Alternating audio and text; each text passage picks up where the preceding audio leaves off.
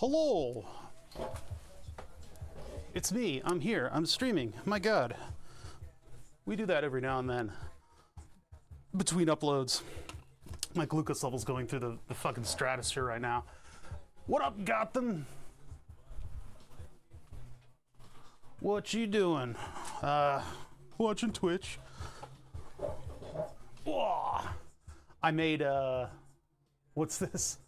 Streamer Man streams. News at 10. Yeah, so, I made one of those PF Chang's, like, we just had, like, the sauce, like, in a bag, little sauce in a bag thing, and, it was, like, the spicy chicken one, and I basically took leftover spaghetti and threw it in there, and, it was the sugariest fucking noodles I've ever had. Those things are so dangerous, and I probably shouldn't have used it. I probably should have used something a little bit less carby, but here we are. Little less carbohydrate-y. This is a Olu apple juice break. I just had that stuck in my head.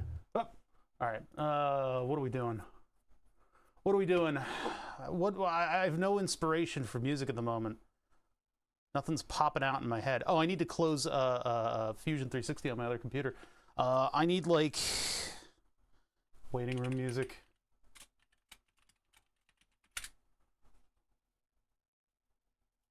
Let's put 10 hour on that.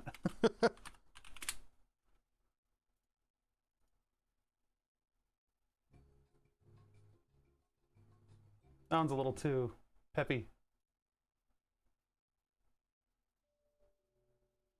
There we go. All right, let me close Fusion on the other one. Other computer. I do need to turn the rack mount into some kind of a light show. I think that would be kind of fun to have something that's actually like bopping around. I've been working on car bodies. We got a model of a Honda EV, and I don't know if I'll put screens in the front of it if I'm really going to go that far. But I've been trying to learn MeshLab, and then the Fusion 360 mesh stuff. But I think what's really gonna make the model work is using what do you call it?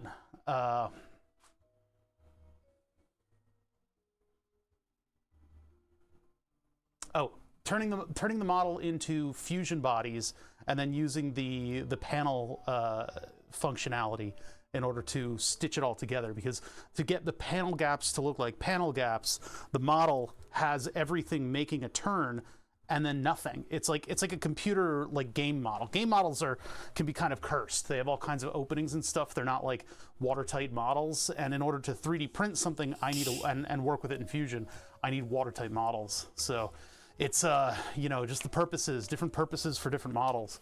But it's a cute car. Let me start up Fusion here. Foosh Ion. That's gonna, like, my computer's just gonna hate me for this. The 1080 FTW is still yet to show its age. I haven't really thrown at any complicated jobs on this computer. Hopefully having it, I mean, water cooling doesn't necessarily lengthen the lifetime of the card, but it certainly helps keep the chips cool. Hopefully it'll keep, you know, the thermal variance down.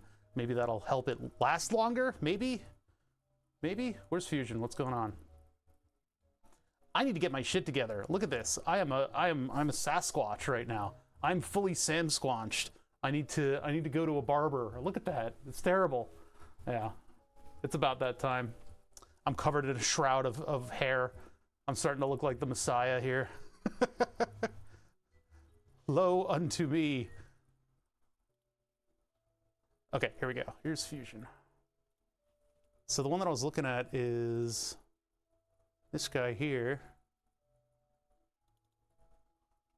It's super cute. And I got rid of the surfaces that were that I would print in a different color. So this would be white because that's the color of the concept car. Let me get the window in shape. I need to get one of those plugins that puts all your windows to the right locations and stuff. I have so much to sort of manage during the beginning of stream in order to get 2 chats and all that other stuff going. There we go. Yeah, so Unfortunately, in order to make it look like there are different panels on this, this model is completely cursed. But like these panels imply thickness with that little turn-in. But I think what I need to do is somehow staple, like put vertices through these little structures in order to make the outside airtight and to sort of staple the panels together. If I make them into fusion bodies, I can just do a simple like interference thing, and they'll kind of meet up with each other. It's so weird though. It's such a strange model because like from the outside everything looks great. It looks like it's a perfectly good model of a car, but then when you get down to it, there's just these big holes everywhere. Very strange. And then I tried to have the fusion mesh tools create the back faces, and it would be like expanding foam almost. It was like moving it out and not making it like a flat panel in the back. And I know it has to interpret a lot of like curvature and stuff, but it's very strange. So I need a way to control putting in vertices and stuff. And I know Blender probably does this a lot better. MeshLab has certain filters that you can process this with, but this is a very like engineered model. This model's nice. It's very tight. Everything in here is like, you can see the grid on that.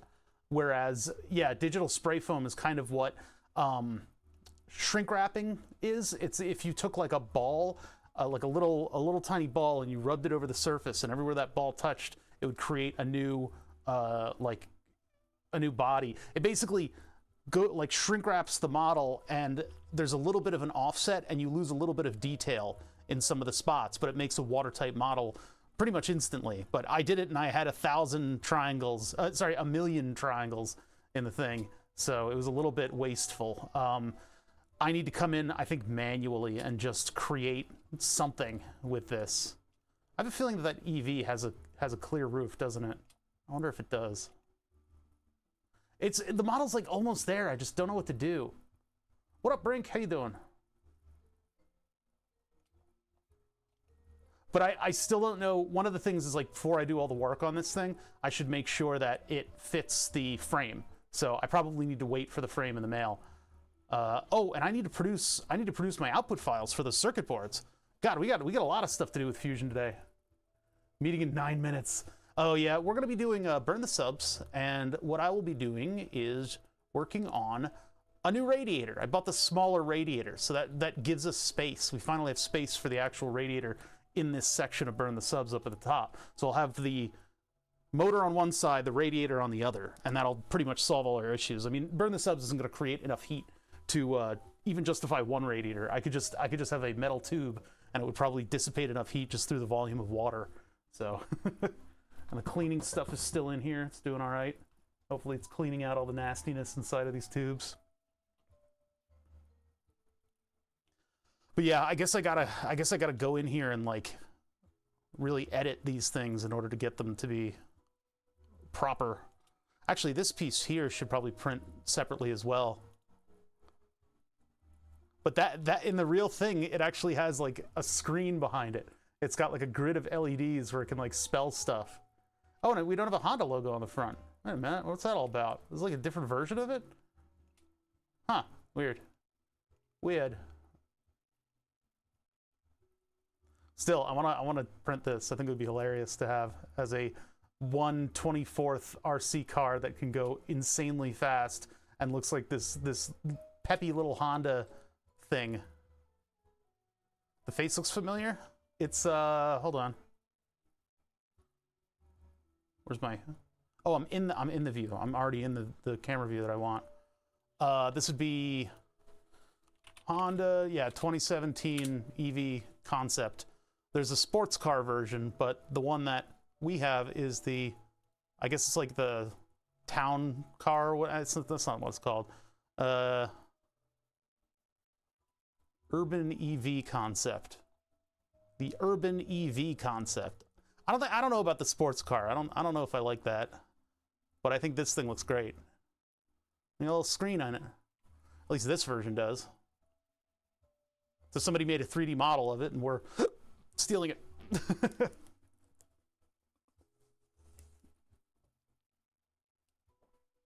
Yeah, kind of a 70s vibe. This thing has kind of a 70s, 80s vibe. I don't think that would... The problem with concept cars is they don't pass pedestrian safety laws. And when you make them look like, you know, the cool-looking 70s car, I mean, that one's probably a little bit better. You have this big shelf that would take out people's freaking shins as they slam their head on the hood, and all of a sudden, all the pedestrian safety laws come into effect. So, I don't know. I don't know if they'd be able to produce something like that. It'd be cool to see like some more concept-y kind of ideas in regular cars, but concept cars are usually just showing off capabilities in manufacturing, and they do one, and it's like, look at what we can do, but we won't. They'll roll like one or two of the technologies into their next car.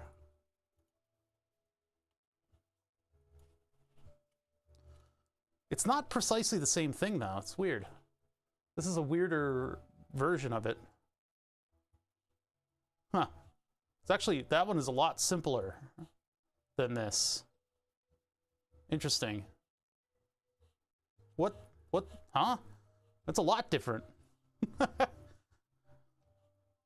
Did somebody take like a regular car model and make it into sort of more of the EV concept? That's weird.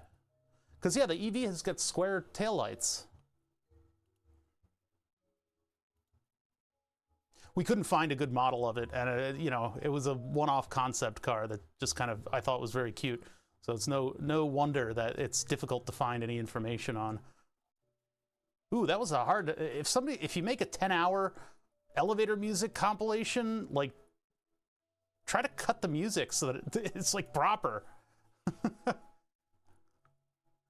Instead of having a hard cut. That's awful. It's lazy, that's what it is. You just cut and paste it into your timeline.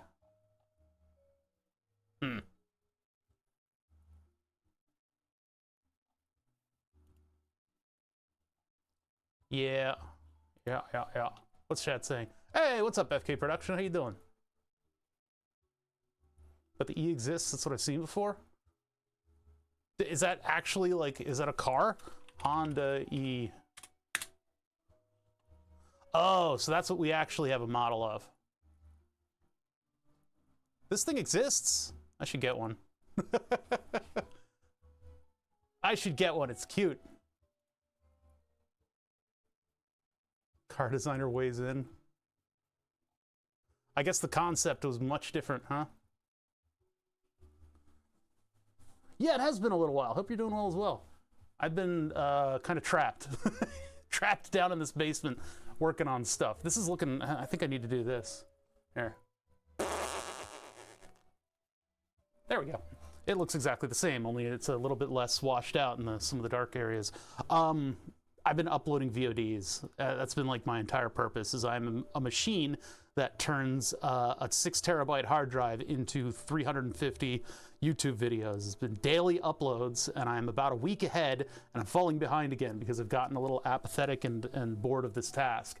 I've turned it into a bit of an algorithm, but part of that algorithm is me searching through the videos using the arrow key to figure out what I was doing and when, so that I can cut the videos into project videos, because that's one thing that I've been missing in this sort of setup, and my viewer numbers have been kind of dwindling, basically maintained through my regularity. That sounds like I'm eating fiber.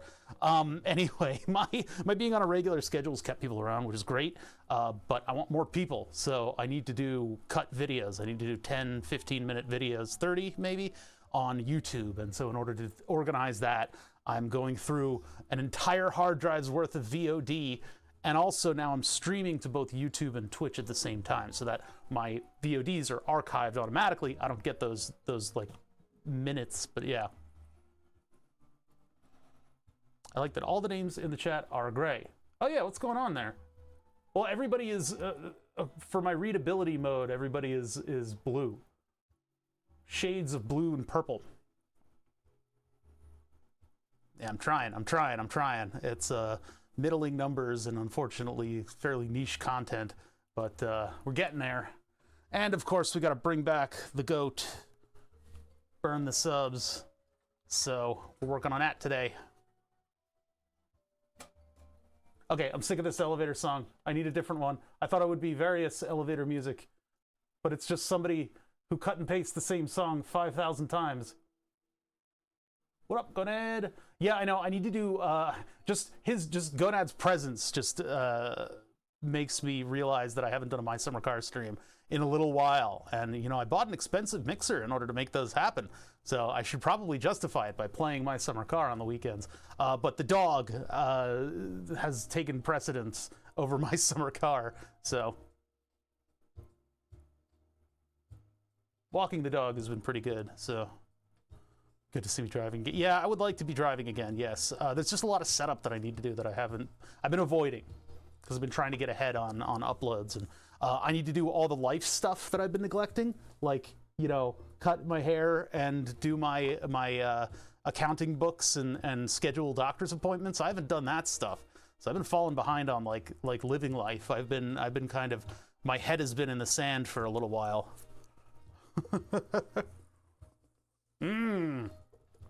That'll be fun for streams, is having roofers hammering away above you while trying to do something. What is that thing? What's going on? Oh, he's wearing a mask. It looks like a little kid. I think they blew his head up a little bit. Yeah, flying money. Exactly. This is a real car? I didn't know it was a real car. I just like the concept car, the little screen behind the grill. If it's a real car, I think less of it now. I don't think it's worth doing all the work to shore up the model, and I mean, shrink wrapping it is fine, but it makes it look a little dopey, and then it also adds about 10,000 billion vertices to the thing. So it's a weird. This is a weird model. It seems like there should be stuff to shore this all up. What I would do, what would I do? It's tough. I would think that there's something that would, you know, tie in these and then make a little bit of an interior. I tried some of the fusion tools and they didn't quite do what I needed them to. They were close, but not quite. Like, because what I can do is I can go into the meshes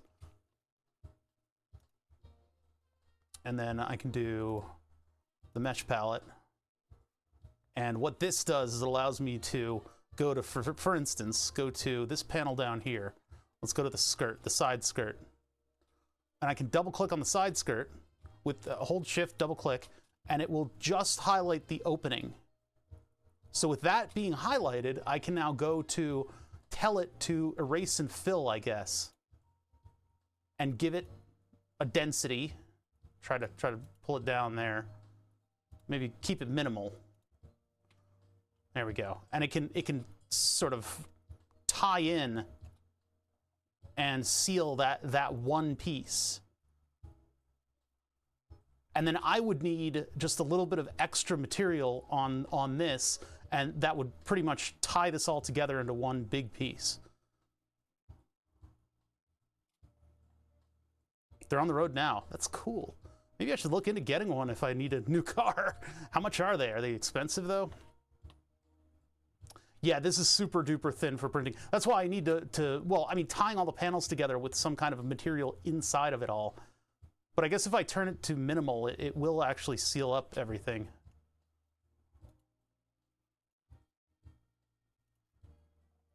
Yeah, I was using something that wasn't minimal, and it was making like eldritch beasts, eldritch horrors that the world is not ready for.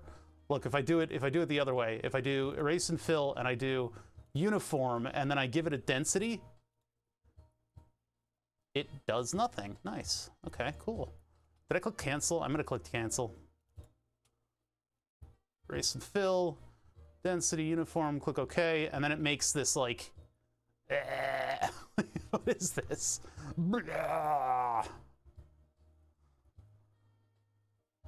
Which I guess you could use that to tie everything together. But it's a little unpredictable. It makes some weird stuff. I guess I could extrude outward on the things if I make them into bodies.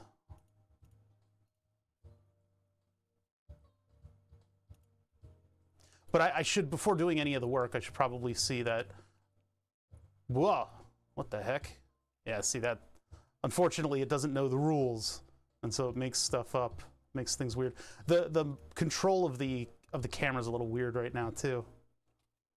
Fusion kind of makes some assumptions, but yeah. This would be tasked much better for Blender. Welding the panels together and adding a shell modifier to give it a thickness. Yeah, I should look at Blender and see what Blender can do, because this is Blender's bread and butter. Fusion is very capable, though. It has a lot of really good mesh tools, and I was hoping for more of an engineering than a sort of visual artist hack at it, because that's where Blender excels. Blender is more the visual artist thing. You could do, I guess, you could do some numbery things with it and pretend you're an engineer, but Fusion is usually better for that sort of thing. But yeah, this is a little bit curvy and difficult to use. So it's possible also that I could use some of the surface tools, because then they have like stitching and extending and stuff like that that might work. But I don't know. I don't work in this stuff. If I did, I'd probably have a better grasp of all the tools. What are these things? These are all over the thing. These little like screw holes almost. But yeah, I'll have to scale this down and see if it fits with the RC car. That's the whole purpose of making the original RC car model, was to fit some kind of a body to it. Yeah, this is a great. Whoever found this, they found a really nice model, because this is like a minimal amount of vertices and it gets all the curvature in and everything. It's a very gorgeous looking car model. Yeah, somebody really put like engineering work into this. But then on the inside, there's like all the different weird gaps that are going on. Exactly what Gonad was talking about in the Discord, with them trying to like make the panels look right, and so things are like a little bit cursed. Like there's a big shelf here for some reason.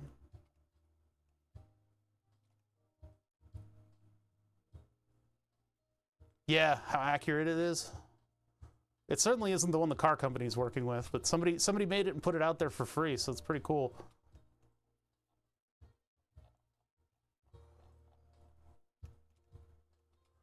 How much are these things? What's it like a good car market? Look on eBay.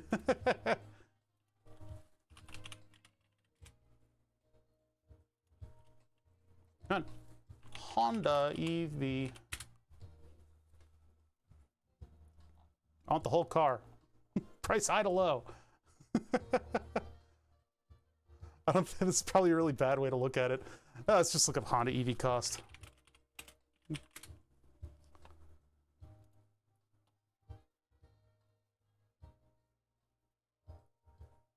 No longer for sale. Aw. Similar models? Probably not. Yeah, they're not really on eBay. They're not really in America either, I don't think. Need to find somebody's speculation. $40,000. That's not bad. I still have a rule to not buy new cars. No new cars. Always used. Always a bit of a hoopty. Can't justify driving around in a new car. Also, they lost the look. Kept it a little bit, but like, it's so simple. Like the size of this front piece and the trim around it. I hate it when falling in love with the concept car is a bad thing. You don't want to do that, because they never make them exactly like their concepts. Yeah, this is getting more of like a modern car look to it, with the way the hood's sloped and everything, whereas this one has a little bit more of like a 70s or 80s kind of feel with it. I don't know, something about it looks a little bit more aggressive and a little bit more sporty. Renault 5, I don't even know what that is.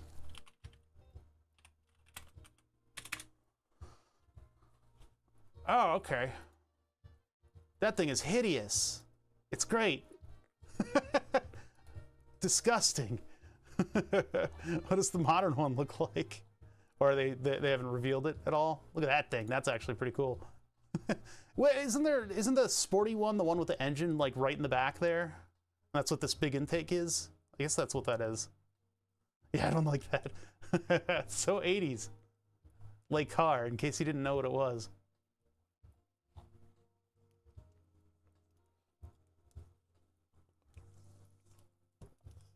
I will simp for any car that puts that many headlights on the front. Any. Could you imagine you face this thing up against those LED warriors that you find on the roads at night? Not a retina for miles. Here's a super standard, the boringest. I like little cars. I do like little cars. As a current station wagger, I'm wagging around on my station wagon. I'm gonna start calling it wagging around town. Anyway, as a current station wagon enjoyer, I am completely and 100% invisible to police. They just don't see you. They don't see you. They just don't see you. There's something to be said for having a standard car if you got a bit of a heavy foot. But yeah, I guess we can't. I couldn't find the E-concept car. I'm starting to see all the differences in the 3D model now, that this is just the regular car, which is why it's a little bit busted. It's not quite the look that I was hoping for out of a 1/24th scale car. Project canceled. I mean, we're not working on it right now, so I'm just going to keep these models in there. But I was learning a little bit about Mesh Lab and how that works. Some pretty cool stuff in there. And I guess if I wanted to 3D print something that looks kind of like it, I could use the alpha wrap function to do that. And it would look kind of like the right thing, but it would also have 10 million vertices, and it wouldn't have this nice, clean meshing going on. And if I wanted to seal it any other way, it will be an incredible amount of work for me to build up solids inside. So I'd build up solids inside and then make the windows a different piece that would clip in. So I'd print the windows in black and then do the body in white. 1988 Yugo limousine. Oh God, I'm not even gonna look that up. Let's see, what am I doing? I'm gonna open up Burn Your Subs. Even though I don't think we should be using the same busted model that we used for everything else, because every time I use this model, it gets more and more complicated. This is kind of how you would build something if you had the free version of Fusion 360s. You'd have one file with 10,000 bodies in it, and that way you minimize the amount of files, because you can only have like 20 active projects. Burn the Subs 3. Whoa. I can't afford a proper license for Fusion 360. If it came down to it, I would have to abandon everything and possibly move it all over to FreeCAD, which I don't like. I don't like the look of FreeCAD. I'll use it. I'll get used to it if I have to. Where's the main file? Wall bracket, wood frame. I mean, it's all here. Theoretically, the whole file should be, here it is. The control pan lip.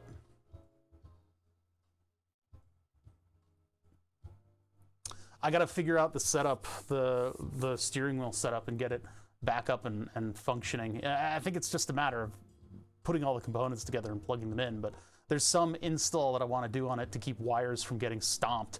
They get kind of trampled. And the control panel for this wheel project, I feel like it needs just a little bit of help. It needs to be massaged a little bit. And I wanted to build a circuit. Okay, I wanted to build a circuit board that would house everything, but yeah, similar but different software. But that's like the bread and butter of any engineer, is that you should be able to hop from CAD program to CAD program because you've got the concepts down and you know the engineering instead of just the CAD modeling. CAD modeling is a skill, and I've gotten really good with AutoCAD products. So, I mean, it would be something that I would want to kind of like maintain if I were to move careers from streaming. Why did that change? Let's go ahead and get the latest version of it. I probably need to reprint those clips too, because I broke one when we were messing around with it.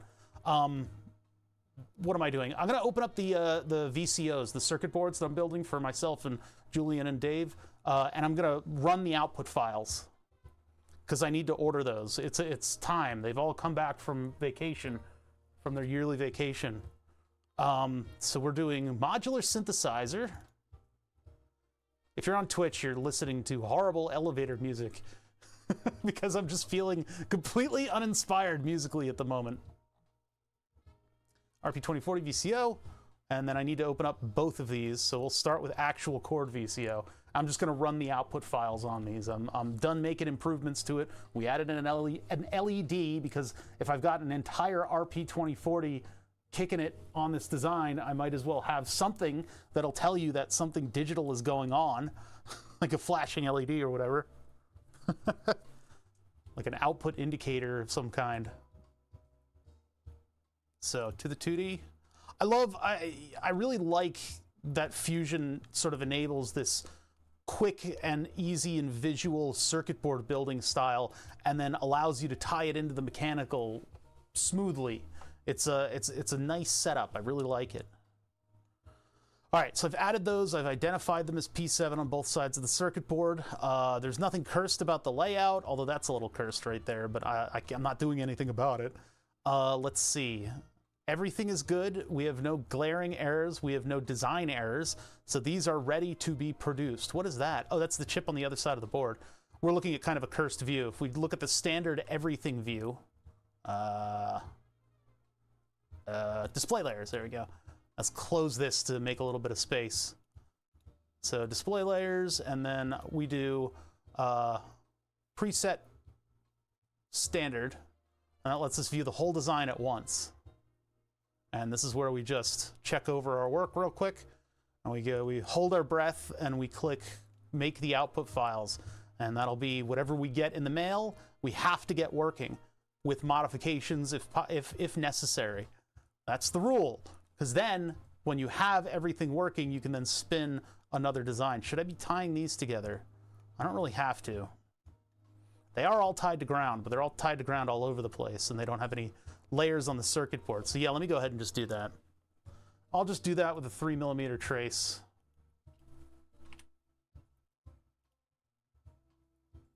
What? Oh, not a 3, no, a 0.3mm trace. Sorry, 10 times larger than I expected. Boop, boop, boop, and then let's go to the bottom layer. Boop. A boop. A boop. Actually, are there top traces on these? No. So let's go ahead and do that. Love the random trumpet just coming in here. Oh, did I not do? I thought I did top layers. I didn't. Okay, weird. Did I do like the bottom layers twice? That's weird. Bottom, top. That didn't show up. I'm not in the trace tool. Top layer traces, put those in. I'm gonna order these before I start streaming.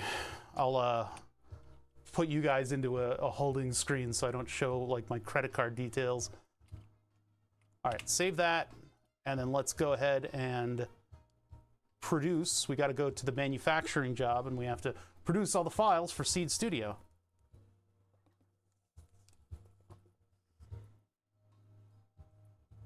I would be so, if I had that Renault, I would be so tempted to make it like super sporty. I don't think I would like having such a normal looking car. It's the problem is you want like a cool car, right? You want like at least I do. I want a cool, weird car. The problem is that that's what the police see too, and so they end up paying attention to you a little bit more. And I don't have light feet when I drive.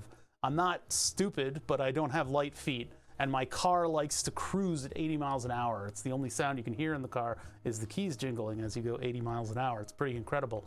It's built for that. But the problem is our roads don't enjoy that.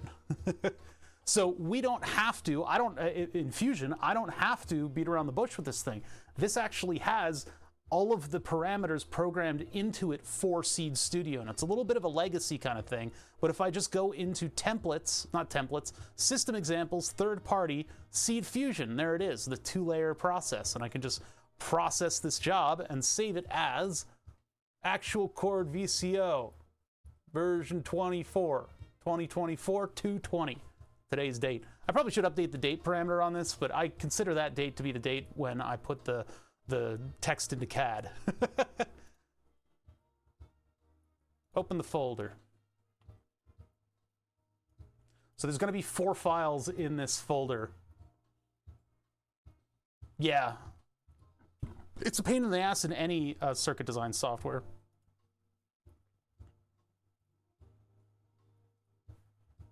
Discard. Okay, so that's that circuit board done.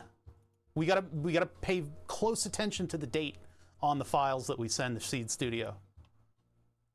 When I discovered this feature, I was like a kid in a candy store.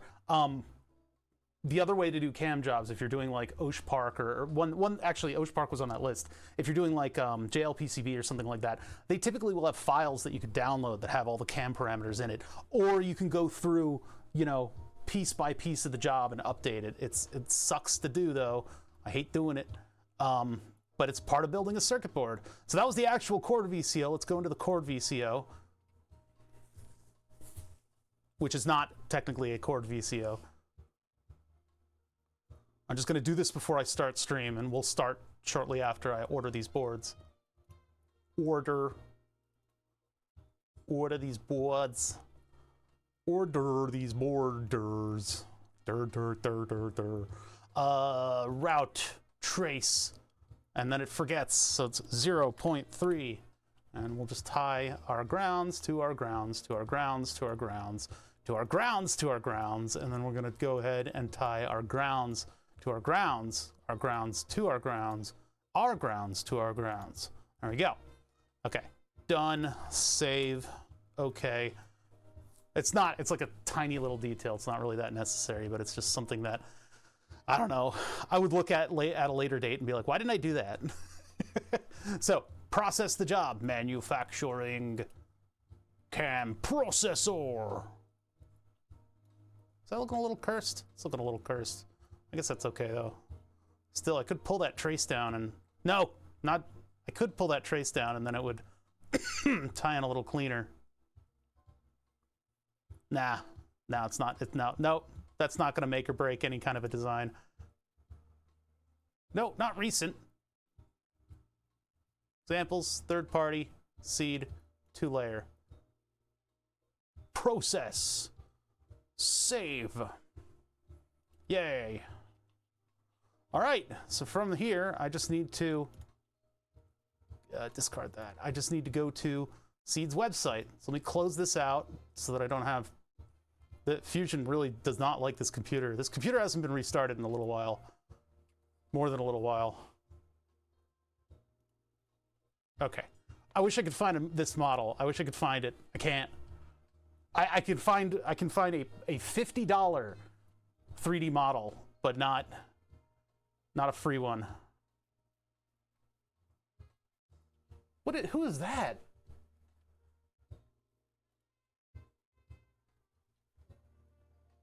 I know who that, do I know who that is? I thought I knew who that is. The emote represents regret. Okay, well, oh, that's right, the transport advisor. Yeah, that's why I know who that guy is. Where's my normal window? That's over, oh God, I got so many open. So many windows. Okay, so here we're going to Seed Fusion.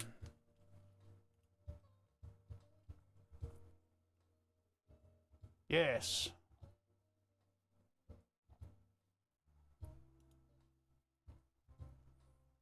Add Gerber. And then we're going to, it's the desktop where the thing put it, and it would be temp prints, which is just what Fusion is poked at. Oh, I'm seeing myself with a delay in the YouTube studio view. I'm gonna pause that. There. You just go over here and don't use up too many resources, stupid YouTube window. Okay, let's see. Desktop, I want temp prints, and then there should be, there's nothing. Where did it go? Where are you? Oh, it's in the folder, RP2040 VCO cords. So let's see, that would be project,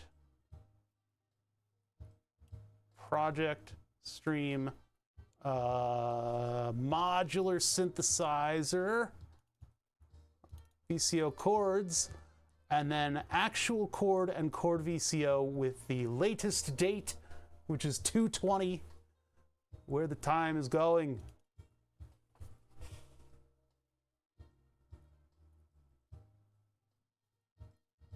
Why are you uploading so slowly? What is this? We'll make it on flexible boards, right? God, that would be so expensive. Blah, blah, blah, blah, blah. They have their own Gerber viewer, too, so I guess I could view it to see that it's not cursed. FR4, 2 layers, 30 by 108. I guess it calculated that for me based on the Gerbers, which is nice. That's pretty cool, actually, that they did that, because otherwise I'd have to go in there, and I have already closed out the designs. Number of designs is 1. PCB quantity, we'll keep it, well, 18 bucks for 10. I could get 5, but I think I'm going to want to build a lot of these things, because the RP2040 is like a couple bucks. So we'll leave that. Hassle, it's fine. Copper weight 1 ounce, we're not doing anything with big current. Minimum drill hole size, I guess, is 0.3. I don't really know. Plated half holes, no. Trace width 6 mil. I think we're within whatever the manufacturing tolerance is. 6 by 6, I think, is what we have set to, isn't it? I think so. So PCB color. I have never gotten yellow before, so I told you guys we were getting yellow. We're gonna get yellow for this one. Add that to my cart. Alrighty, we're just default settings. So now I want another one. Add Gerber. So that one's the actual cord VCO. This one is the cord VCO, and we want the one from 220. So that's there. That's sneaky. This isn't in date order. Sneaky, sneaky. Do we want these to also be yellow? I don't think so. I could get black boards. Let's see what the black color looks like on Seed Studio, even though I don't like it because you can't differentiate between the base fiberglass and the copper traces.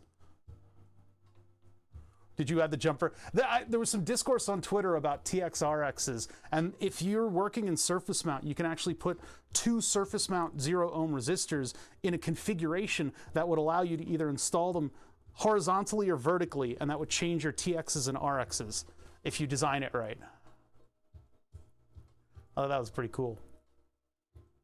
We got a green board for the steering wheel project.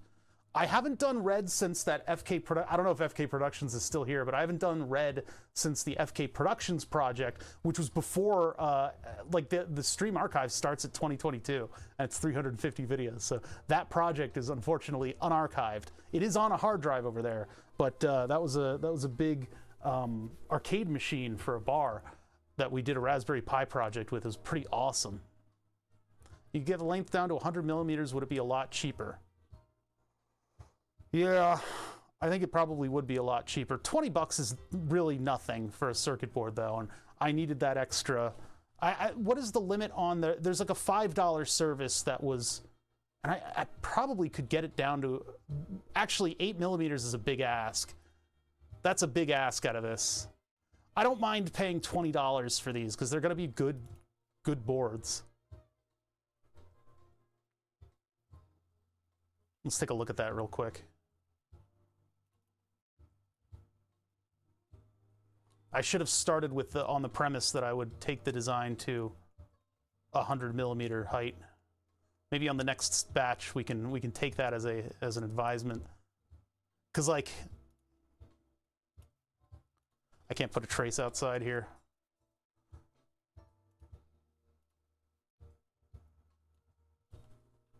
This is gonna mess things up. It just doesn't let me do it. Or maybe it's trying. Things are gonna explode in a minute here. Oh, it crashed. 8 millimeters is a big ask. I don't know if I'd be able to do that. All right, well, CAD's crashed. That's fine. We're not gonna alter our design. It's gonna be a $40 order for a couple circuit boards that are a bit off size for the typical Fusion thing. But the next time we design something for like the VCO, we should probably knock it down to proper dimensions. I could do white, but I'm kind of sick of making white PCBs after all of the Mutable Instruments stuff. Blue is a nice color. Blue is a very nice color for circuit boards, but we'll try black with this one. Matte black was neat, but I don't know if I'd want... The RC car thing was matte black, plus it's going to be more expensive. That puts it from $20 to $30. So 18 bucks, it's the price of a Big Mac. Add to cart. Everything else is default. Yes, yes, yes. Okay. And we're getting 10 of them.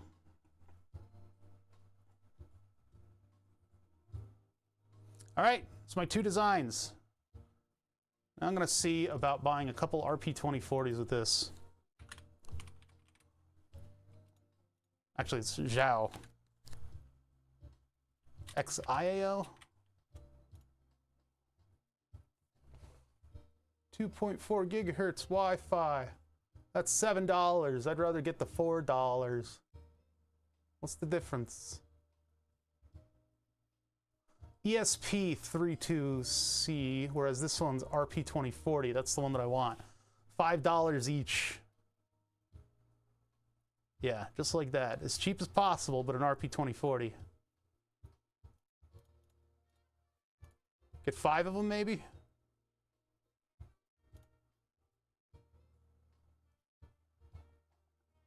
All right, so what's my cart doing? Oh, wait, what? Huh? Oh, I see. There's a different cart for the Fusion orders. All right, so I guess I just need to check out separately with that. So let's go to Facecam while I pull my credit card out and throw it at the screen until I've properly ordered something. I guess I'll hold off on the RP2040 orders. I don't think they're going down in price, though. There's another big PayPal hit.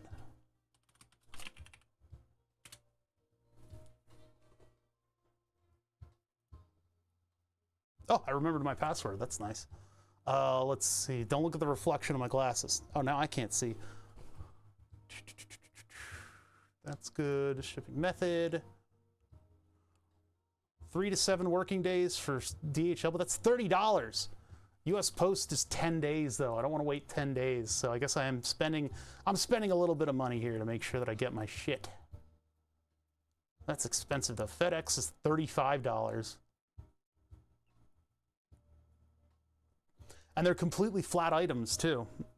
Wait, 28 bucks for 3-day FedEx. I don't know what FedEx 9610. FedEx with battery? What the? No, the FedEx is cheaper, huh? Singapore Post is a month, and that's 10 bucks. But I guess I want these designs so that we can build them. So yeah, 3 to 7 working days. Custom duties, taxes, any other import fees are not included in the responsibility of the buyer. Please blah, blah, blah, blah. Continue. Why am I not able to continue? What's going on here? Am I not allowed to do that? Oh, type of buyer. I guess we're a direct consumer. And then we're doing PayPal, because I sure as hell don't want to put my hand on a credit card while streaming.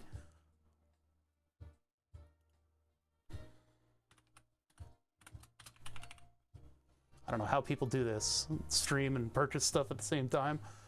All right, you guys got to remember my one-time code, okay?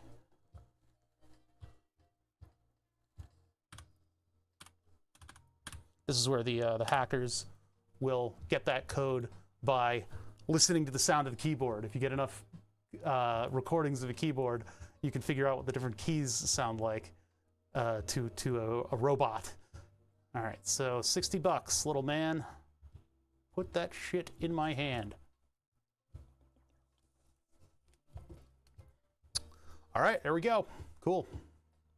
That design is going to be in my pocket soon enough. You got a one-time code that you didn't request. Ooh. I get every now and then I get a Microsoft code for my Microsoft account. I'm like, I don't know what's going on here. And then, of course, my Reddit account got fucking hacked. Who knows what the hell's going to happen there. I'm fine browsing accountless. I haven't made a comment in fucking centuries, so. Are we? Oh, we're not frozen anymore. Oh, we are still kind of frozen. Z. We're still kind of frozen. Yes, I understand, but nothing is working right now. Hello? Hello, program. Oh boy. Okay, well then. I'm starting to get mad at the trumpet playing, the saxophone playing in the background. I decided to do, oh, there was a dialogue up. Cancel. Sorry, I broke your computer. You destroyed my computer. Prepare to die. I don't think I can eke the space out of this. I probably could have early in the design. I probably could have once I was starting to lay out, I should have taken it down to 100 millimeters because I think that's their fusion limit for the cheap boards, for the $5 boards. But 18 bucks for 10 of these things, that's not that bad of a price. I'm not mad at that price, especially because it's just a prototype.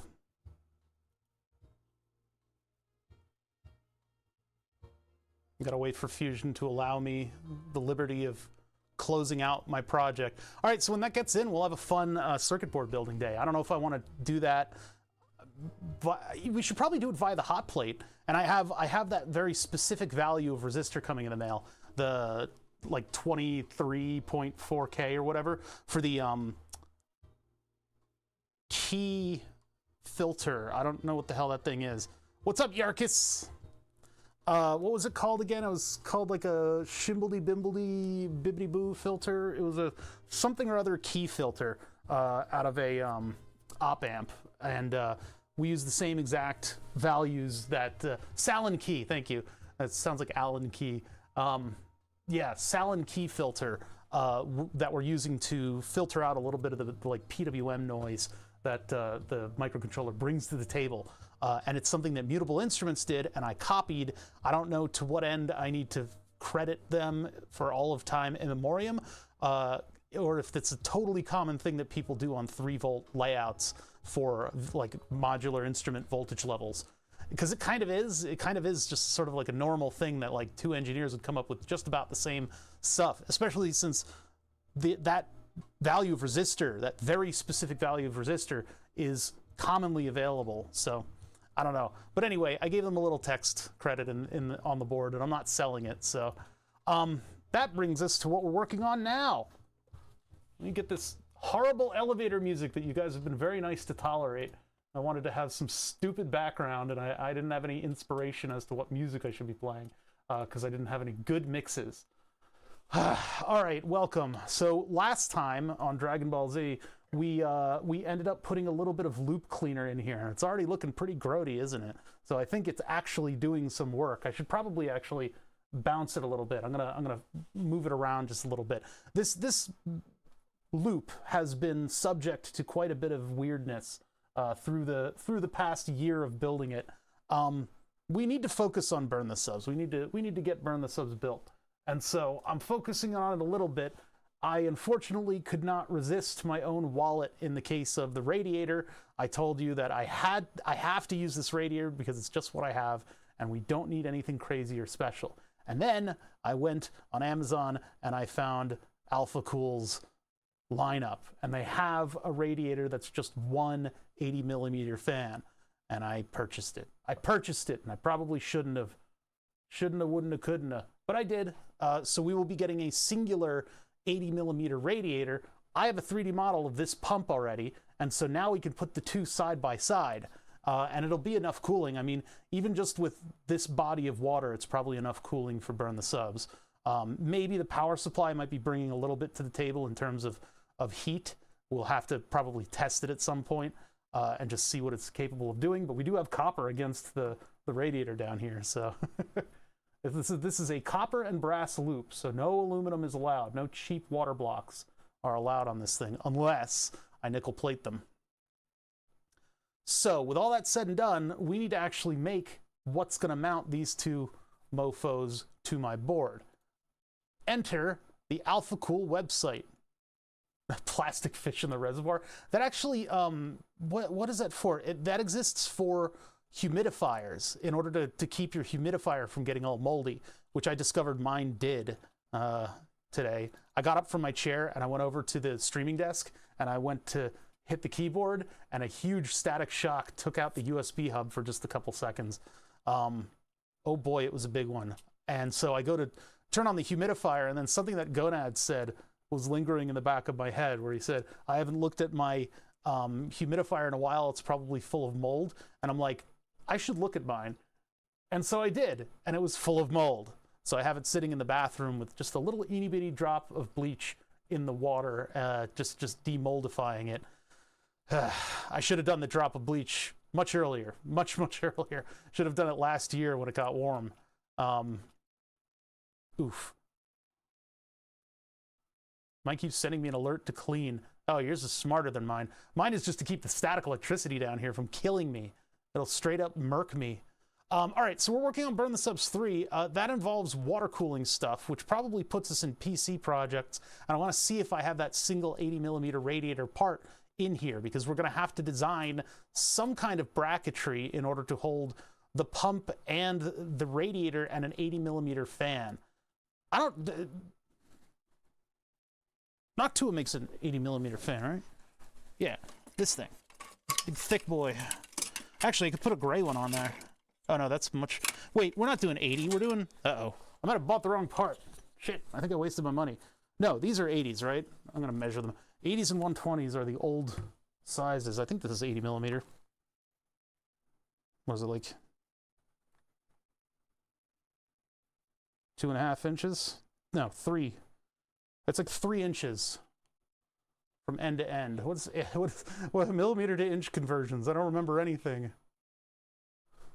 80 millimeters to inches. 3.14. Yeah, okay, so that is correct. 3.14, 159. All right, bop, bop, bop, bop, bop. So yeah, I did get the right thing, but we need to get the model. And so the question is, have I already grabbed the model for something else? This would probably end up in, well, let's just see. Burn the Subs 3 has, yeah, just stuff sitting in a directory. I really need to organize all these parts. So that's not what I'm looking for. Okay, so computer projects. Computer. Where the hell are, there it is. And then we have the radiators. And do we have the right one? EK Cool Seam? No. 40 by 4, 80 by 3. So we don't. Shrink wrap 1? Huh. Triple 60 dual SEs. Okay, so let's get the Alpha Cool model. What's up, Pedonica? How you doing? I'm a little tired. I got decent sleep. The dog was in the bed last night, and so in the middle of the night I try to turn and I get growled at. Finally encountered one of those worms in Noita. Oh man, you learning Noita was hilarious. You ran into all the same exact DGen was playing Noita last night and I was drunk. But they're like, oh man, you ran into all the same, like, whoa, look at this wand, and then you fucking explode. Oh, I love that game so much. Yeah, it gets so broken sometimes, and if you learn how the wands cast magic, I still don't really know how they cast magic. There's like, I guess it follows a sequence or something on the ones that aren't randomized. So Alpha Cool's website is awesome, gamer modder enthusiast, because send us your PCB. What? Do you have a new RTX Super? Oh, they're trying to make water coolers, I guess. Went through the charm potion. That's awesome. You got it working for you. Oh, that's cool. Yeah, Noita's full of moments like that. It's really amazing. What am I doing? I'm doing resources and then 3D Viewer Center. This is the coolest part about Alpha Cool, and it's why I will simp for their products to the end of my life, is because they have every 3D model of everything on their website. And they're good models, too. Radiator. I don't like how they make you search for it like this, though. 1 by 80.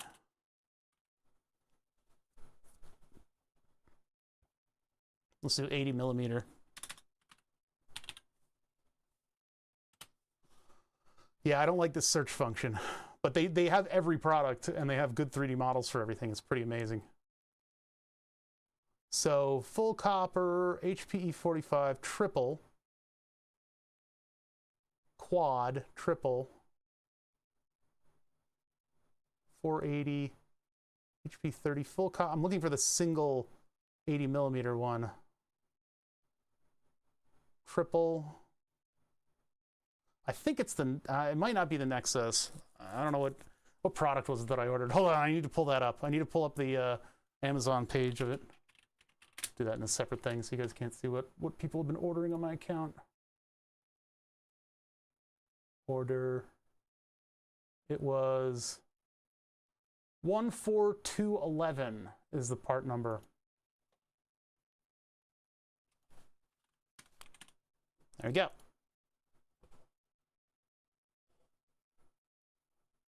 And download the model. Okay, so now I can just go to Fusion and I can upload into my Radiator directory. Try to keep those together. And the downloads over here. Trying to sit in and listen to our weekly team meeting, but I haven't figured out how to set up the room mic. Ooh, nice and echoey. I'm so glad it was recorded in a bathroom. That's what all these tutorial videos are like. I've been trying to like watch tutorial videos on working with meshes so that I could work on that car body, this one right here, because it's a very cute little car, and I would love to turn it into a 1/24th RC car, but I don't know how to work with meshes, and so I've been looking up tutorials on meshes, and I think there's like a rule that if you're going to make a tutorial, you have to record in your bathroom. I think that's like law. There's a law that states that, because every single tutorial has the worst audio I've ever heard, and it's hard to actually get information from the tutorial when you're being assaulted by high frequencies. In your bathroom, in your non-native language too. That's also part of the rule. Not to get off topic, but have you seen the game Signal Source? It's like a modular synth game. I don't think I've seen Signal Source, but there have been a couple like engineering games that have gone around, and I should probably look into playing them sometime.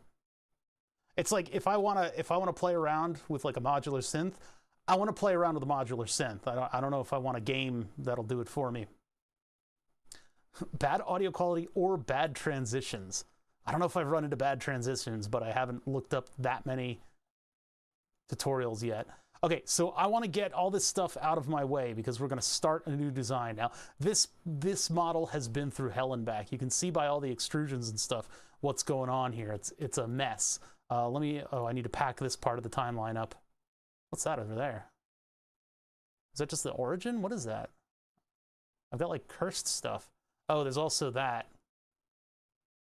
Why is that being highlighted as part of this process? Is it extruding something else? Weird. All right, well, I'm still gonna pack this stuff up because it's, hold on, where is this sketch? What the heck? That is actually this thing over here. Interesting if you're into puzzle games. Yeah. So this is actually not this down here, although this was located by it. All right, so let's just make that into a group. And that'll clean it up just a little bit. And then we need to start it on this spot. I've already got the pump in there. We just uploaded the radiator. Let's look at the radiator model. Look at the model. Oh, it looks horrible. They really didn't do much work with this one. Well, we're in the cheaper tier of products. This one's probably going to look a little bit cursed. Oh, it's terrible. Oh, it's terrible. Usually the Alpha Cool models are better. Did they pull the fins out of it just to like mess with you? I guess that's just what the model is. There must be more detailed models elsewhere. Horrible. We don't need to see the radiator pieces on the inside. That's just a luxury afforded by the other more expensive products.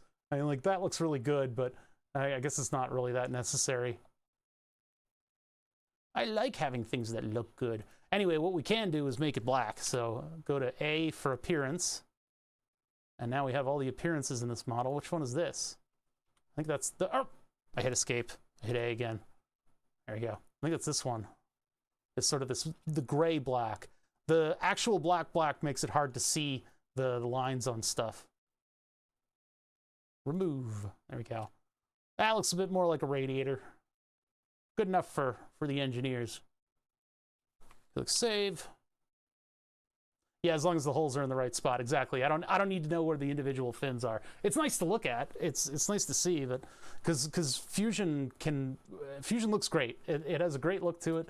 I love the look of the thing, but it's not necessary. Where's our origin? Why is it like stabbed in the middle of the model? Weird. Okay. Yeah, new radiator. Who dis? So close that. And then we can get rid of this. So where are you in the timeline? Well, actually, I don't need to remove it from the timeline. I can just unview it. But this model is getting pretty busy. Pretty busy. This fan we're also unviewing. I cast unview.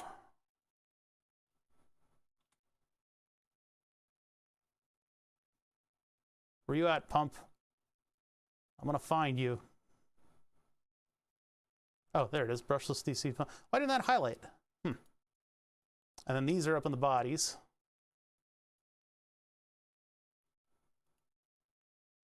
That gone. Dish.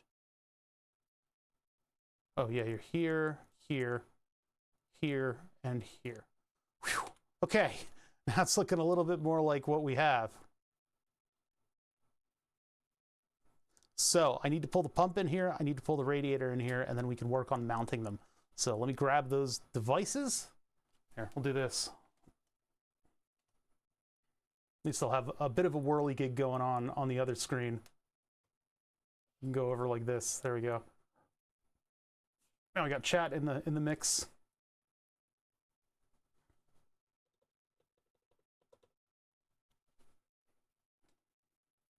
My whirligig.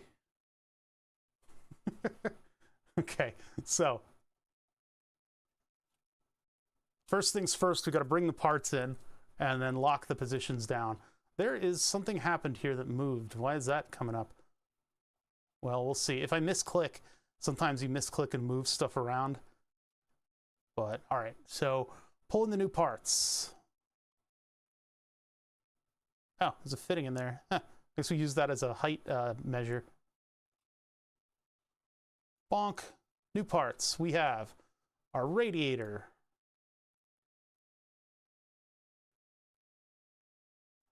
Which is confirmed to be 80 millimeters? Yeah, okay. That, not 95. I don't want it to be at a jaunty angle. Move that out over there. And we can flip. Yeah, I need to flip it over. Yoink. 180. And then spin it. Nope. Okay. I probably want the fittings to be on the outside. I don't know if I want the pump to be on the right or the left. Let's see. Our output from the reservoir is on the right, but if I put that through the radiator, well, then the pump isn't at a low spot. Unless the radiator I put on the return, and technically we'll have cooler water going into the radiator. A water feature improves any stream. We're oxygenating my stream. Probably shouldn't put it right in your face. I guess you'll be able to see CAD moving in the background through that. Yeah. I don't have a light on it. Let's see. So the radiator's in there. Let's go get the pump, and that's going to be in computer projects. And then water cool stuff.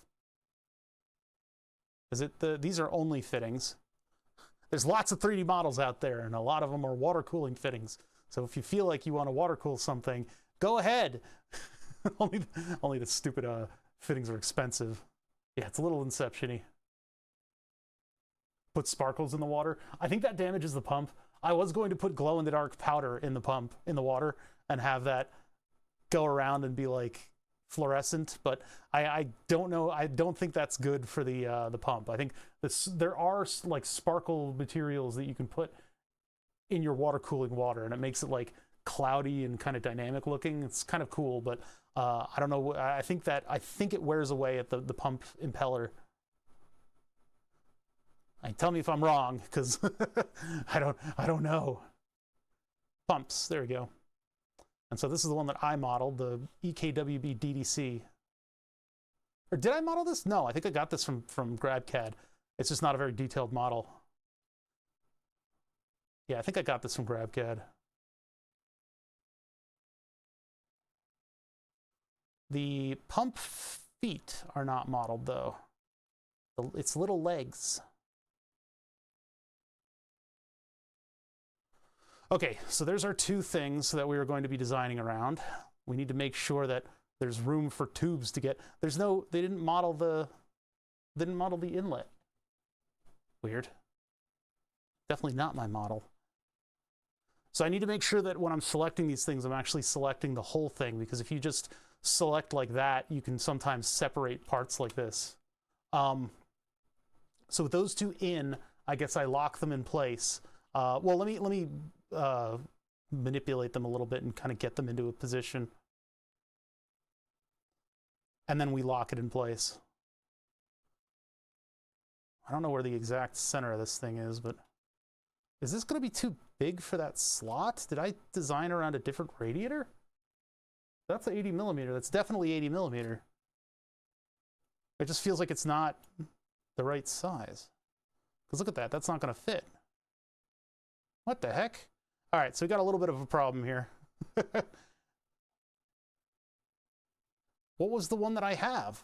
I thought it was 80 millimeter. Wait, let me measure this one. Because like these fans, are these 60 millimeter fans? Is that, uh-oh. Did I make a big mistake and I accidentally went with 60 millimeter instead of 80? That might actually be what's going on here. Oh, my calipers are at the other desk. Turn it. Oh, no, you get turned. I don't even know what that means. Okay, so let's measure some stuff here. I keep thinking that I bought the wrong radiator, like it's the wrong size, and I'm actually dealing with 60 instead of 80 millimeter fans. And it's true, because I am, and I bought the wrong thing. Shit! Ah. Let me double check what well, no, this is the part number. This is the part number that I bought. It's an 80 millimeter radiator. That's not what I should have bought, though. Fine, I'll get turned. Okay, so is there an Alpha Cool single 60 millimeter that I can buy? I'll look it up on Amazon.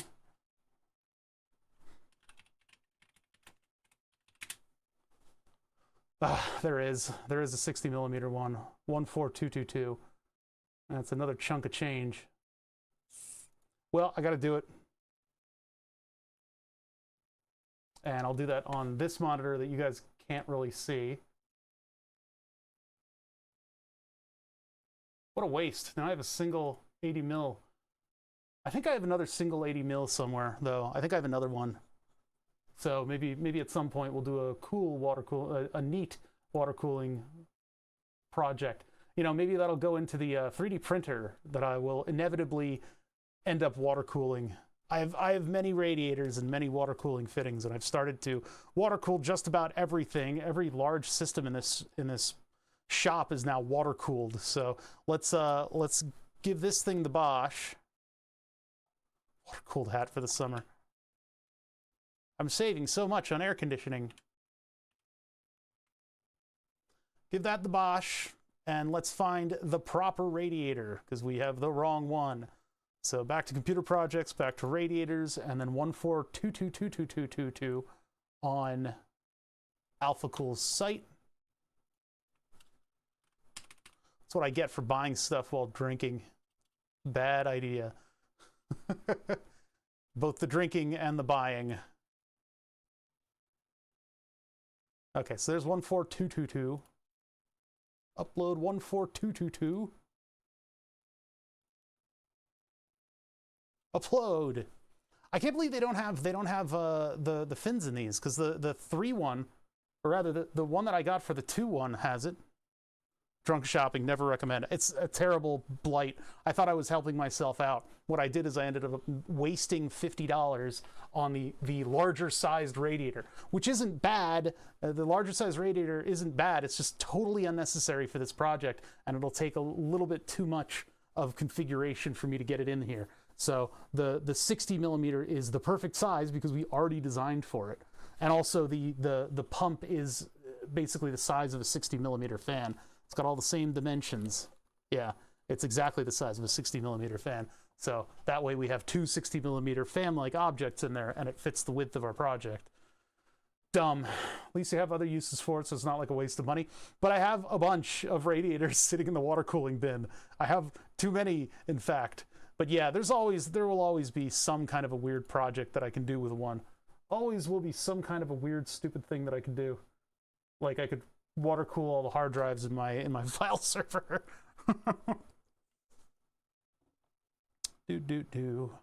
I don't think this will get the opaque fluid. I'm gonna put just tap water in this one.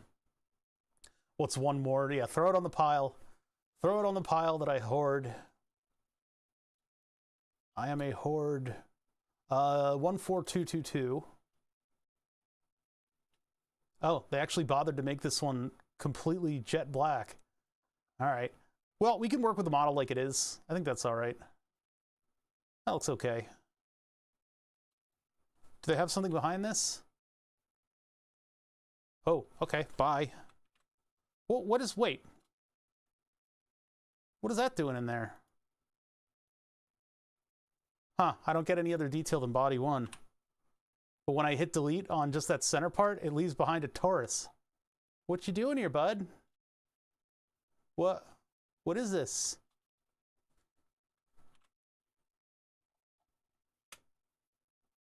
Maybe it has to do with the screw hole? I don't know. That's weird. What file format was this one? These are probably from all like different times, so they're probably .stp. I wonder why it carried with it. Huh. Strangeness abound. Okay, so we got the proper radiator in there. Let's go back to the control panel. Probably should save it right here. Let's pull this stuff back in.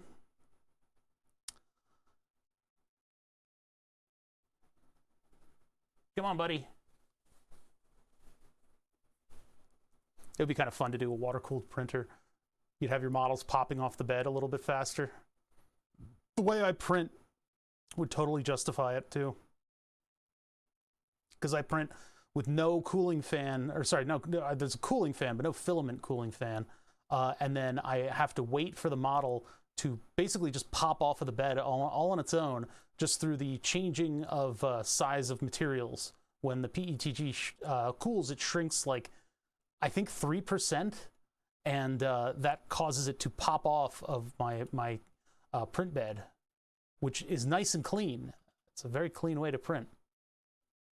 Using all the glue stick stuff was an absolute nightmare because you'd find yourself in the bathroom sink washing off your print bed. My print surface is a Creality glass surface, and the thing about the glass surface is that PETG gets into the grains and sticks incredibly well. So with it microscopically changing shape and having the print pop off automatically, you don't risk pulling up any glass grains because it's microscopically moving around. If you don't put a train engine in front of this, I'll be severely disappointed. Let's see. So we're looking up the pump. Here's the pump. The water-cooled computer looks like a motor. This looks kind of like a train. I don't know. There's something fundamentally appealing to the shapes, I guess. 90. There we go. All right. So in this area, we now have the properly sized stuff. Do I have a fan? 60mm fan. A8, NF12, A4 is that little tiny guy, and 12 by 25. That's kind of a neat one. So we need a 60mm fan. Well, luckily the internet is a thing, and people are as obsessed as I am with water cooling stuff. So we can just go to GrabCAD and steal somebody else's model for our own profit. So GrabCAD is an additive manufacturing and scale company that bought GrabCAD. It's they sort of retooled themselves as this big company, but they kept the library because that's the really important thing that you know, they purchased this library in order so that their company would be upfront with all this stuff. Here's some neat car models. Volkswagen Could you imagine putting that on the 1/24th scale car? It's like a boring, like, family mid SUV kind of thing. Ugh. No direct hate for the Tijuan, but still, that's a very detailed model too. So what we're looking up is Noctua 60 millimeter, and there's barely any stuff here, but we get something like this, which puts all the, that's not 60 millimeter, that looks like 40 millimeter. Oh, no, never mind, that's exactly what this one looks like, except I think, no, that's it. Okay, they got a good model. Sorry. I'm looking next to me and I'm like, wait a minute. Usually they have the rubber things on the corner that snap over the whole corner, but the 60 millimeter fan is different. Yeah, that's pretty much exactly it. Okay, cool. Hey, a 60 millimeter fan on the radiator means that Burn the Subs will not get warm. That will be a very, very cool device. It's just for the health of the Raspberry Pi mainly, but while we're at it, why not water cool everything? Because we have no self-control. All right, let me log in. No self-control. And you saw that because you saw me purchase the correct fan just now. The correct radiator. And 2 circuit boards.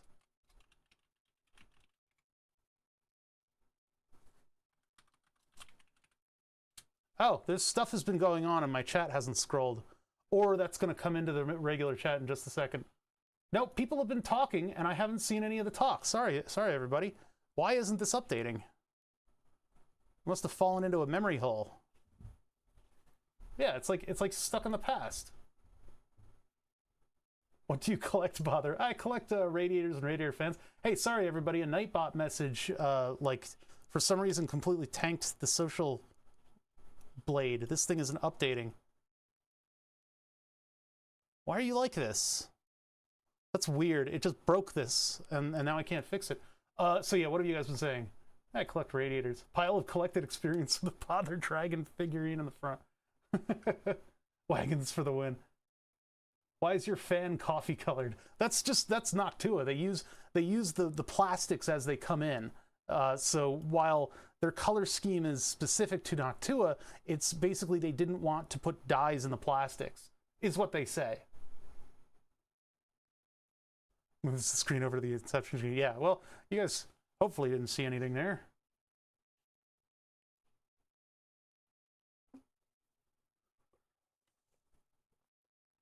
Volkswagen talking to the lawyers about a defamation lawsuit.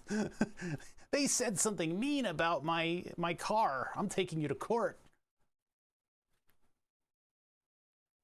Okay, so what are we doing? I am going to AutoCAD, and in the fan section, I am uploading what we just got. So, where's my downloads folder? There. Extract to a folder, and then we take whichever the best model is. Oh, it's a step. There's a step in an F3D. Oh, the F3D is a little preview. That is cute. Look at that. Oh, that's cool. It's funny, Windows seem to expect you to put all of your 3-dimensional files in one folder. So they made a 3D files folder. Waiting for CAD stuff to load, the bane of my existence. Oh, we found something out, Chester. We were looking at the Honda E concept. Hold on, let me just get that uploading and then I'll show you. So the Honda E concept is what I really wanted to put as the car, the body for the 1/24th RC car, because it's cute and it's got a nice little like 80s-ish, 70s, 80s look to it. But the problem is the actual car doesn't look like it lost some of that appeal that the concept has. Like, it doesn't quite have the hood slope that the concept has in comparison. Let me get one that's white. View that. So between this and this, it kind of lost stuff. Look at what they did to my boy. What did they do to my boy? Oh my God. No, they never look like the concept. That I was talking about that earlier. It sucks falling in love with the concept because they never make the concept. It looks so much better. What happened to you? Oh, my insulin pump. Yeah, I'm not in love with the wheels and the concept, but I do like the overall shape of the thing. It is pretty close, and you don't get quite that close with a lot of different concepts, but this one, I don't know. I just don't know if I like the I don't know if I like it. All right, hold on. That beep in the background that you're hearing is my insulin pump being out of insulin, so I need to actually change it out. And so in order to do that, I need to go into Android APS, because I had noodles for lunch. I made kind of like an Asian thing to use up leftover spaghetti. Which, it doesn't exactly work, but it kind of was okay. But it was a lot of carbs, so I need this pump to be active. Oh, there. An infernal beep. Pod deactivated. Let me go get a new pod. But yeah, I'm kind of disappointed that the model that we found is not the actual concept. It's just the Honda E. If it looked anything like the concept, I'd be kind of like looking at it like something like, hey, maybe I should get one of those. As my car is returning to the earth. Of course, actually, because Hertz, the Hertz fleet has decided to stop, or they dumped a bunch of Teslas on the market. So apparently the Tesla is actually really affordable right now. But I don't think I want a Tesla. I don't really think I want it. Either way, I want to work on a visible workflow to rip assets from games. Yeah, to printable parts. I too want to learn that. And Alpha Wrap gets rid of some of the detail, and it busts the amount of triangles up by like 1 billion. So I don't know if, because I want to keep that detail of the outer shell layer. But yeah, having a workflow from game model to functional, like engineerable model would be really, really cool to have. Where you're like, hey, everything on the outside of the appearance is like nice, it's tight, it's nice and simple. I need something inside so that I can print it. Made progress last night. That's pretty cool. Yeah, it's weird that those tools don't exist. You'd think they would, right? So what I'm doing is I'm drawing insulin into a syringe that has a very, very tiny tip. It's not something that you would use normally for injections. I don't know what you would use this syringe for otherwise. This is basically just for blasting through rubber that's been under pressure in order to keep things sterile. So then hold on, let me get the old pump off. Old pump off. At some point, we got to rip apart my Star Trek Christmas decorations, because they like a power surge hit them or something, and they're all messed up. Take care, this might be pointy. This one is pointy. These actually kind of suck to get hit with because it's a large gauge. But anyway, what I do is I fill the pod, and once I fill the pod, that activates it. I had a pulled apart pod. I don't know where it went. We should pull one apart again. I've seen a lot of Reddit threads that are on the front page that had a pod that was pulled apart, and they were talking about how it was built, and I'm like, for fuck's sake, like I did that on stream, and nobody thought it was cool, and I didn't get any extra viewers. Stupid internet. That's always how it goes. I do something cool, and then I find it on the front page with not me doing it. So activate pod. I already filled it. I click next, so it initializes, and this thing starts moving a little drum with a piece of memory wire, and the piece of memory wire tilts this little fork back and forth, and the little fork keeps a drum from spinning the opposite direction and advances it in one direction. When it does that, it activates a spring that grabs onto a threaded brass rod and advances the threads forwards to push a plunger. It is a very one-way sort of thing. Resetting it would require quite a bit of mechanical manipulation. T-Slim, the company that made my old pump, is actually working on getting approval for a pump that basically all of the injection stuff is on a separate piece that the pump clips onto. And I think I want to use that whenever it gets approved, and whenever Android APS gets it working with the rest of their system, because then you're not throwing away all this technology every time. I hate throwing stuff like this away. I've kept a lot of my old pumps. A lot of them I've kept, and you can see in the reflection of the thermals how I'm applying the pump. Look at that, because of the piece of glass. That's funny. I'm perfectly censored on Twitch. Put that right there. That's just right on my midriff. Push it down. Make sure it's... Yeah, we're doing drugs on stream. I'm always doing drugs. Actually, the drugs that I'm doing, your body produces naturally, so fuck you. You gotta pump it up. Pump up the jams. All right, next, attach pod. I've already done that. And then the coolest warning level ever, warning dialogue ever, because this dialogue tells you that this thing is about to actually do you harm. You know, like any device that is remote activated and that you engineer like from an app, I think this is the only, very unique to this device, the only application prompt that prompts you to harm yourself. Click OK. I'm actually going to push down on the pod a little bit, and that makes it hurt a little less, be a little bit less surprising. Ow! Because it clicks 5 times, and then an automated mechanism that releases a spring, stabs you with the syringe, and then the syringe pulls back and leaves a tube behind. Okay, now I have enough insulin to have eaten spaghetti. So it's gonna, hopefully it'll take that glucose level and bop it down a little bit, but sometimes I tend to coast and it won't give me that final push. So I have to intervene. At some point, we're gonna have to update that software too. I don't know how that works.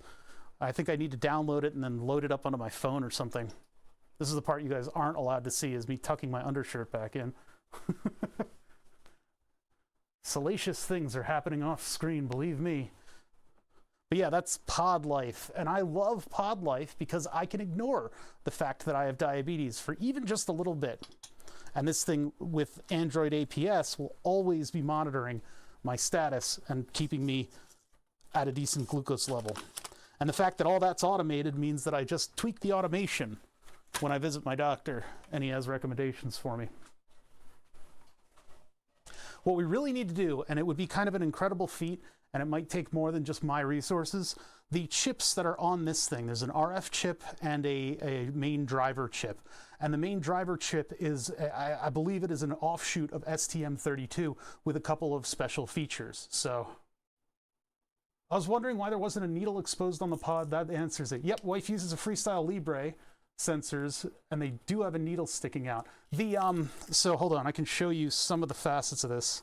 Well, actually, I can't. Where is that pod? Oh, here it is. So inside of the pod, let's take a look. Yeah, I've got the guts of one without the circuit board. Science and engineering makes you not die. Yeah, I have an external organ. I am as cyberpunk as they get. You want cyberpunk? You're looking at it. So yeah, here's an exposed pump. And that's the drive mechanism right there. So this spring up front encounters that opening. I'll get a pointing device. Hold on. I got this giant water-cooled stack sitting right next to me. Why have all of my social stream stuff is frozen and you can't see chat anymore? I'm gonna hit refresh on the page, hit refresh on this one.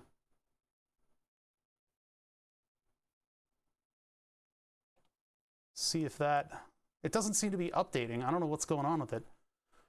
All right, so, oh wow, there's a sideboard confirmed, yes. So yeah, this is the reservoir.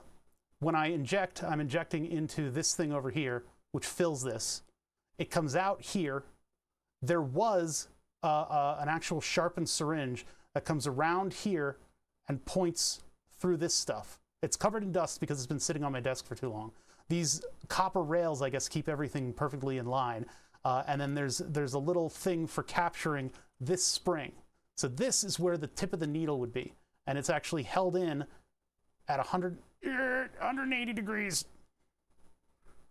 with this thing retracted again. My pin tool isn't strong enough for that. But yeah, this goes 180 degrees around, and it's got an incredible amount of force behind it. It actually kind of hurts to reset.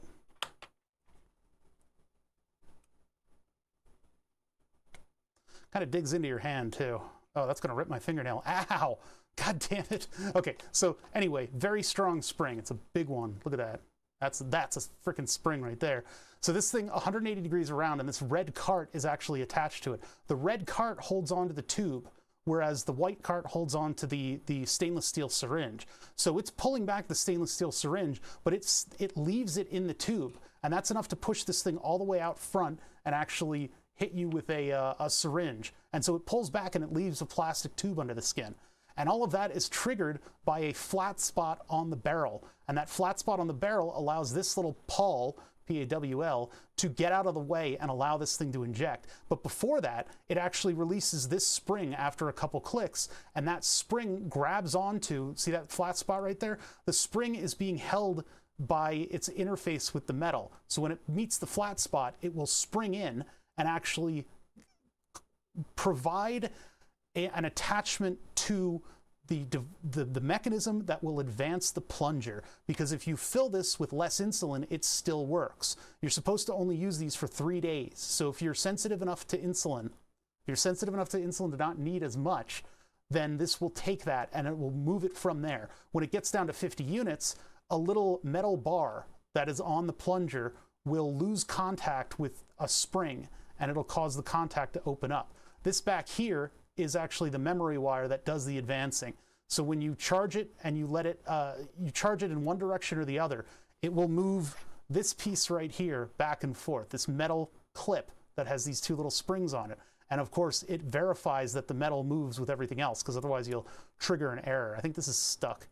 Yeah, see, it goes like that, and then it goes like this. And the clicking is from the other gear going past the little pusher.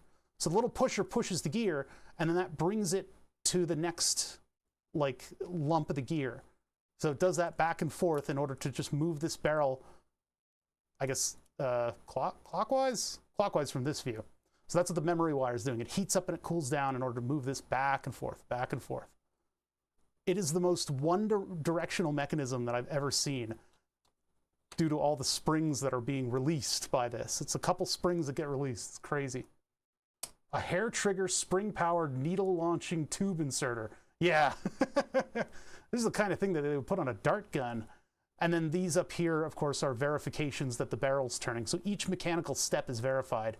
I don't know what I don't think there's an electrical component of the injection, though. I think it just happens. This thing right here is just a spring that captures the tube. So when this thing unloads, it goes whoa, and then back very quickly. Yeah, it's kind of a dart gun. I mean, if you put this on like a tranquilizer dart mechanism, well, tranquilizer darts have their own mechanisms. Auto injection has been a big thing in the medical industry for a little bit. Everything gets an auto injector now.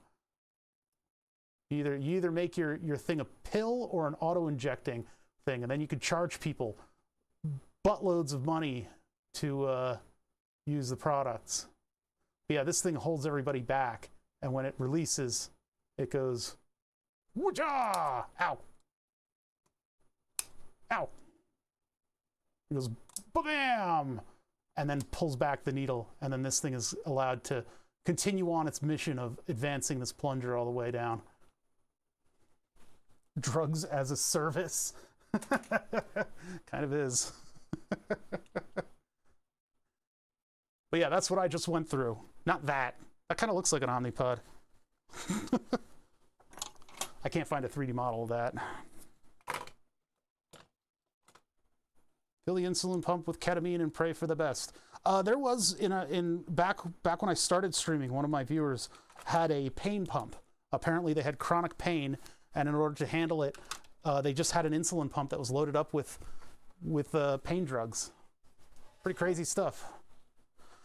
Okay, so that thing is seated. It's handling my diabetes management. We are free to work on Burn the Subs again.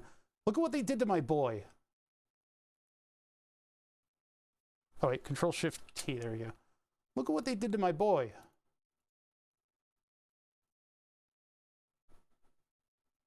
Look, it lost the square styling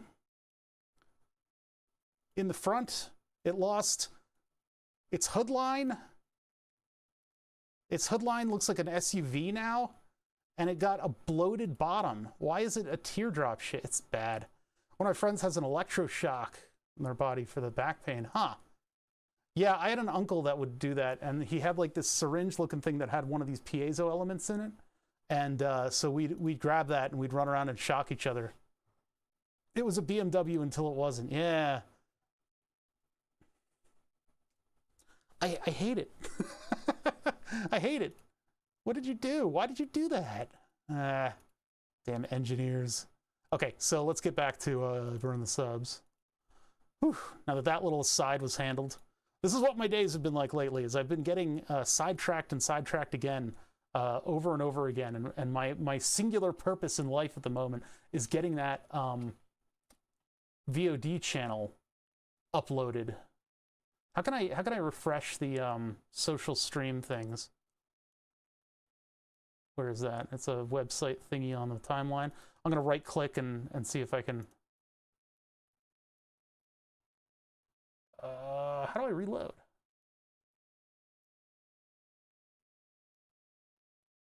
Refresh cache a current page. Maybe that'll work now. Twitch put a horrible smiley face on that, but the original text is good. Good old Twitch. That robot face is not what that face looks like. If you do a capital O and then a regular O, that's what, because that's not that face. That's a terrible replacement, Twitch. That's horrible. It completely ruined the entire, like, that's the one. Yeah, that's what that should look like.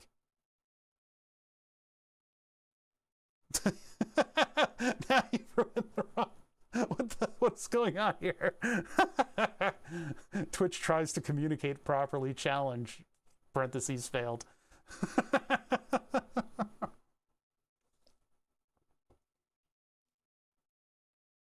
Dumb. Just dumb. Dumb Twitch. All right, looks like that's working again. So, okay, we got to get this into position. This thing is like dummy thick. Look at how thick that is. But this will be enough cooling for all to burn the subs. I don't suspect it's going to need much more than that. The water might get a little bit unreasonably warm because of this power supply is going to be cooled. This is just a one-slot Vicor power supply that I doubled in order to be the right dimensions so that I could get the outer holes correct.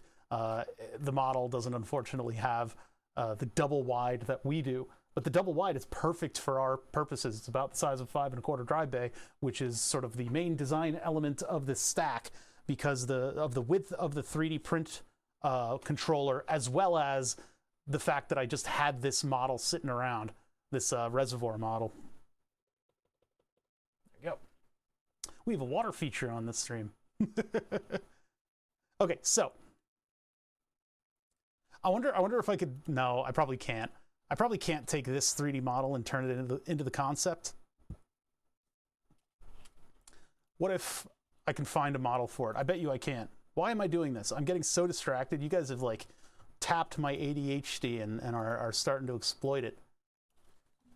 Honda E concept 3D model. See, not the E, I want the concept.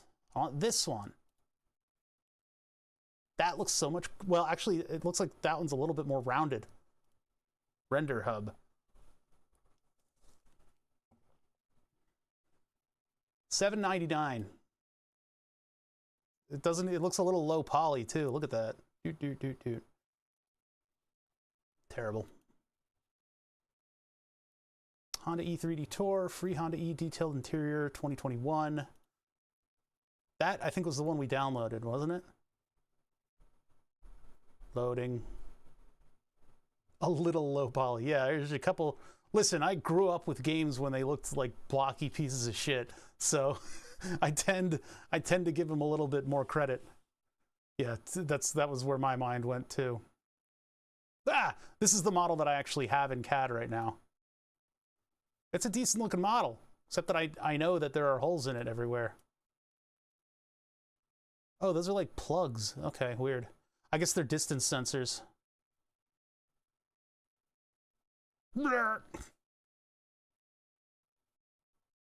I don't care for the interior, but I wonder if I could find a Mercedes model that has a good steering wheel on it. But yeah, it's the wrong car. This is not the car. This isn't it. Ultrasonic distance sensors. Yeah, they use those in cars now because people can't drive. People don't know to be aware of sort of what their car is like surrounding them, where the approximate distances are. So now we need to involve sensors in everything, and every car is required to have a camera now, which I guess is okay if people have been doing all kinds of dumb stuff and crashing their cars all over the place. But yeah, I don't know. I don't know. Honda Extreme, E Extreme. No, none of you are. 360 view. See, this is the wrong one. It's the wrong one. It's not my boy. Yeah. I get shit for working on Burn the Subs. I get shit for not working on Burn the Subs. So I'm ignoring those comments. Yeah, it's an air intake. It's a one single solar panel to power the car. This is the wrong one. That's the wrong one again. Looks like the free model got passed around a little bit. Turbo Squid? That looks a little low poly, but I mean, if the dimensions are there, I guess it would do okay. $5.99? No way. Sorry. Oh well. Can't find a model for it.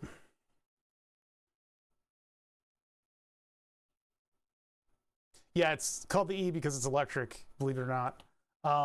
Okay, back to not working on this, even though it's the most distracting thing in the world. Let's get this stuff into position. I don't know what I'm going to index it off of, though. It blocks you. Yeah, maybe it's for pedestrian safety. Maybe it's a big airbag. But the concept car had a little screen in the front. It had like an LED array in the front, so you could put messages on it so that the last thing you see before you die is like an ooh face, a text ooh face, ASCII ooh face. All the way down here, grab this one and move it into position. My guess is it's going to be facing this direction. If we min-max this too much, then I won't be able to install fittings on this thing. Yeah, exactly.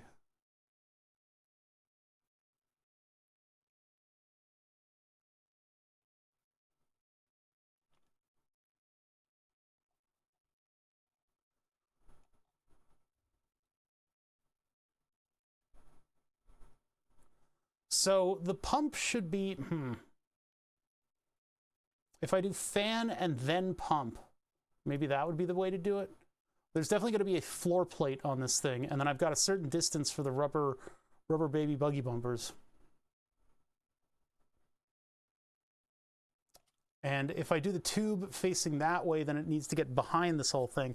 So we'll have to separate these two out a little bit. I'll bring this out to the edge.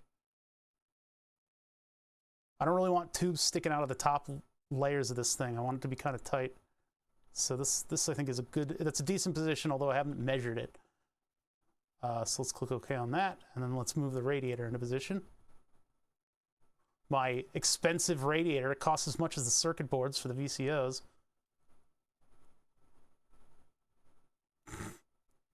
Go ahead and patent that before BMW does it.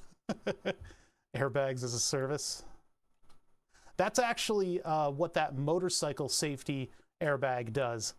They have it as a service because they need to make sure that the components are up to date and functional. So you actually, when it goes off, it expires your subscription to it, which is a little odd. And I do kind of want to have room for the tubes sticking up. So this would be as far back as I could get it. But the pump then is leading directly into this thing. It's hovering over a little bit. Okay, good. Yeah, it has something to do with what they're doing with the making sure that it's still safe or something. I don't know. That's what I heard.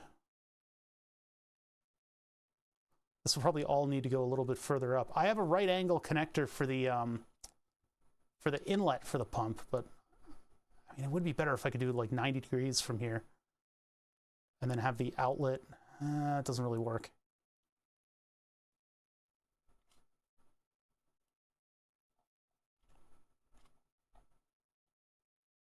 Yeah, see, with this, I need to lift the pump all the way up, and then I have a right angle connector on the pump, and maybe that'll open up the bottom of this thing a little bit. But, well, it's the return goes into the reservoir, right, into the radiator. Let's get the fan in here and see what that looks like. That looks like a decent model. It's going to be a little faded, but we don't really need to edit it. Bonk. There it is.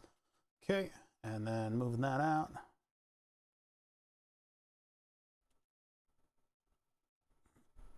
I wish we still had crank windows in cars. Like a really cheap car with like a crank window. Nobody knows the joy of rolling down the road at an incredible rate of speed and leaning over into your passenger seat to crank down the window. That is something we've forgotten as a society. Hey, Baloo. I mean, I could put the radiator at 90 degrees. Maybe that would be something I could do. You can still do that.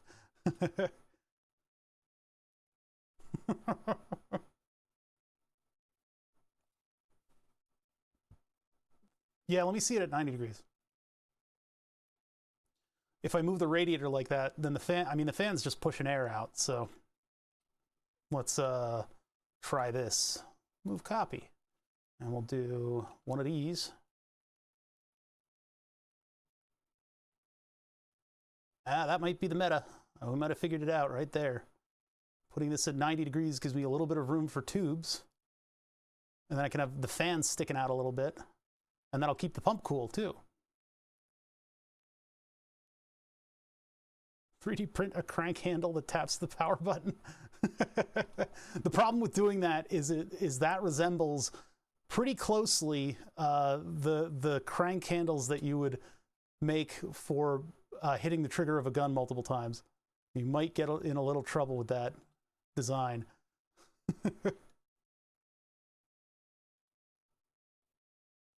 That fits pretty nicely, actually. Yeah, I'm not mad at that. Never heard of those? Yeah, they're a thing. I don't think they're very legal. Then again, I don't know what the laws are doing right now, so.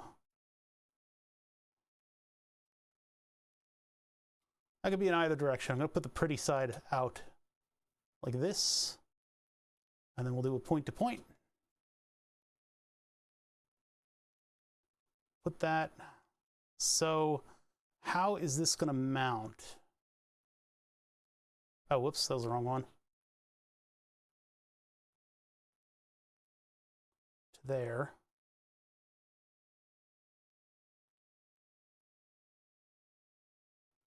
Like that.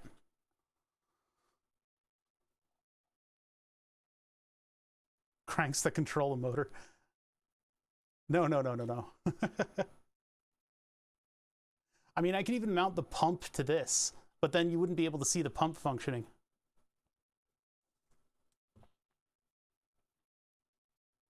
Some cars did that? What? You show it on Autodesk. I don't have any of the files. Oh, putting the handle in front of the car to start it. Yeah. And then there was all manner of injuries that you could sustain from that.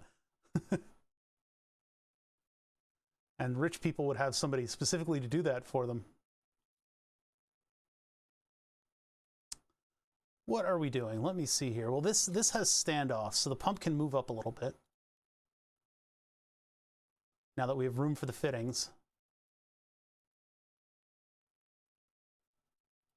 Somewhere around there. I guess that's going to have to get a 90-degree fitting. I only ordered one of those 90-degree things. I mean, if I flip it over so that the kind of the ugly tube side is up front, that's not, I guess that's going to be harder to route the tube down from, because then I'll be taking over the whole front. Because like this outlet could go directly into the radiator, but the radiator is coming from, I guess the radiator goes to the whirligig, so that goes directly up above it, and then down to the return here. And then the pump goes to the inlet on the other side. So that's, no matter what, they're going to be kind of weird routings of stuff.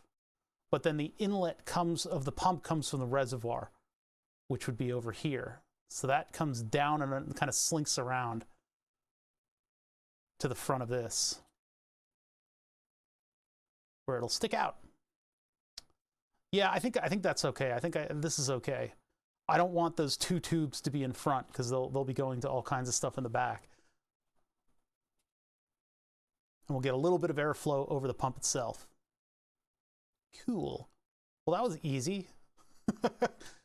And this just has a little bit of room for a 90-degree fitting in it, which means I could probably pull the 90-degree fitting into this drawing and get this to be minimal and actually get everything to fit within the footprint of the original intent. That's interesting. I'm actually succeeding at something right now.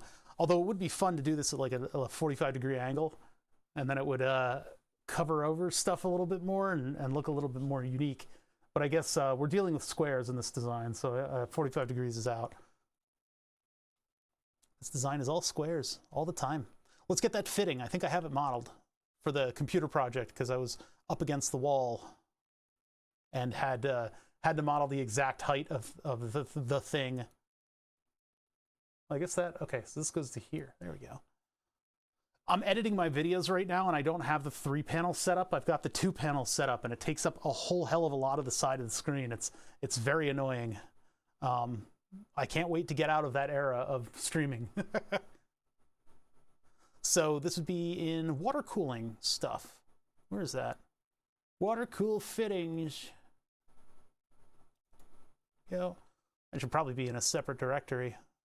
And then these guys, the 90-degree, $17 EKWB fittings.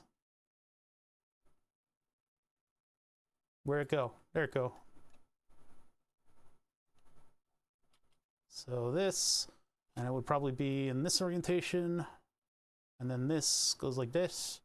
Wait, no, it goes like this. And then I take this surface here. Did I have to model these, or did somebody else? I think I might have modeled these. Like that. No, I don't think I modeled it. I think somebody else did. Now, where is the center? That would be this. There we go. This CAD design just wants the sweet release of death at this point. There's too much complexity in it. It's not having a good time. Yeah, so there'll be one there and then one on the front. And the one on the front, I suppose I could make that even with the front of this. So if I move it again and copy it, move copy, there we go. And make a copy. And we'll do this. And then I'll orient it correctly. Now the question is, how am I going to get it to the right spot? Is the square, it is, I think it's the middle of the pump. So if I do another move like this, where I grab the ring down there, the interface, and then I go to this, it'll pull up points. I hit Control, lock that in, and select the center. Yeah, that seems to be what the deal is with this. So there's our pump with all of its accoutrement, and that is unfortunately sticking pretty far forward. Fart forward. So I'm just going to knock this down a little bit, but I need to also, well, actually, yeah, there is not that much room. So maybe we just leave these things where they are. They're not perfectly centered on this space. The things that we'll make to hold them still will be. Although that means that this is going to interfere with whatever we're going to make. big flat panel that it goes up against. I don't know. Unless I bolt it in here and that blows the fan out a little bit further to the right. Is that going to look all right? Do I want to like move this out further so that the pump and the radiator are inside of the bounds and then the fan is outside of the bounds? I'm not sure. If I just take advantage of the asymmetry of what's going on up here. Because that, yeah, I guess all of these components could move a little bit. Okay, so let's move them to the right a little bit. You, in relation to one another, are all going to move. Bonk. And then we'll do free move. Although really I should be basing the positions off of something. Yeah, like that. And then they're both up at the edges. And I guess I could probably just measure and move. Let's measure and move these so that they're right up against the edge. And the fan, we're not counting as needing to be in bounds. And those will go on the edge of this. So, distance. 0.229. Oh, we got close. So let's take, oh God, where are they? Let's close this. Let's take this and this. Move it this way. 0.229. Yep. Hey, what up, Kirvos? This is a single 60mm radiator that I bought earlier today. I did buy one last night, but it was the wrong one. And then we'll measure the front. Oops. 0.198. In which direction? Down. Okay, so let's move this 0.198 down. Yeah, Alpha Cool has all their products on their website, all the 3D models of the products, which makes it amazing to use for designs. What was the number again? It was 129. I got to do it again. 0.198. Move copy. Down. 0.198. That makes it even with the front. And then we do from the front of this, from the top of this rather, to here. And it'll stick a little further up because the O-ring is not going to crush, you know, that efficiently. But yeah, they actually have a single 40mm radiators too on Alpha Cool's website, that's awesome. I think that's amazing. I don't know what you would cool with that. Something you can't get to that you would have to water cool, and you like a single 40mm fan on it.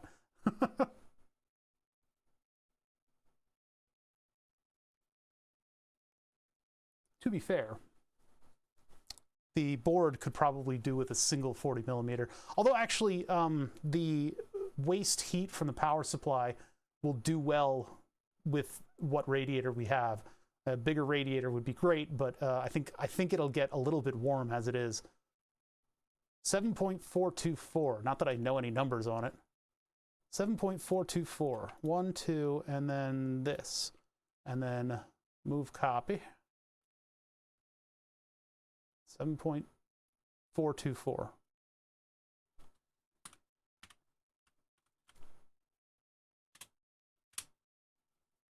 Was it 1 or was it 4? Ah, geez. No, I got it right. Okay. There. Now everything's semi-even. Although, should it be even with the reservoir or with the panel beneath it? I think I should probably go out to the reservoir, shouldn't it?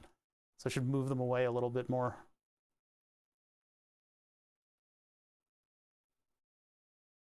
Yeah, RC, a water-cooled RC car.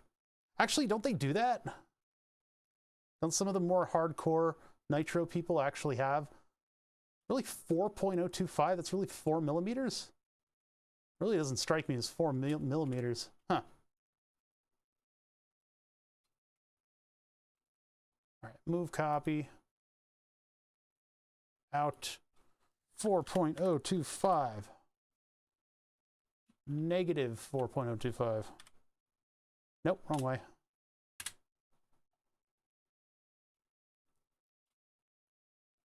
I think I have seen stuff like that with water. It's pretty crazy. Oh, that's also the same measurement. You, and you. Move copy. That direction, negative 4.025.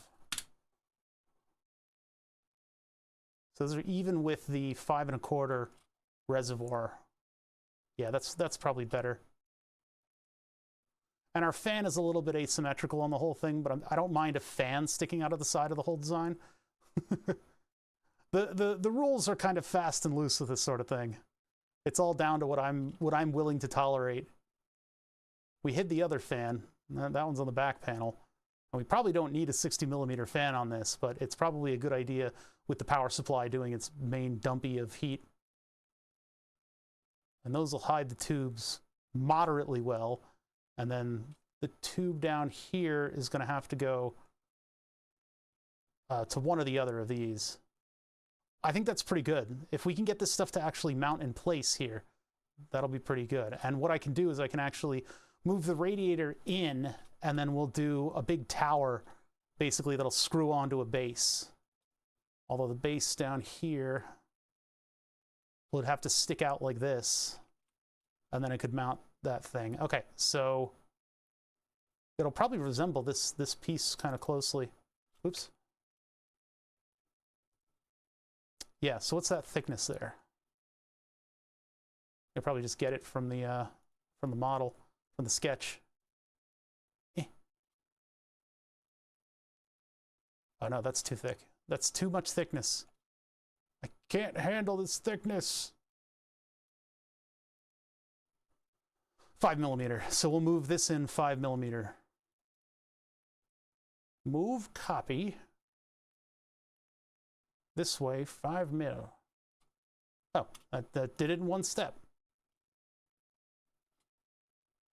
Now the mounting holes would be closer if I spun this thing around, but then that would also mean that there would be a bunch of tubes in the way. So this way I can save myself right angle fittings and just do straight up fittings from the radiator going in this direction, because one will tuck in going downwards and will go down and around that corner.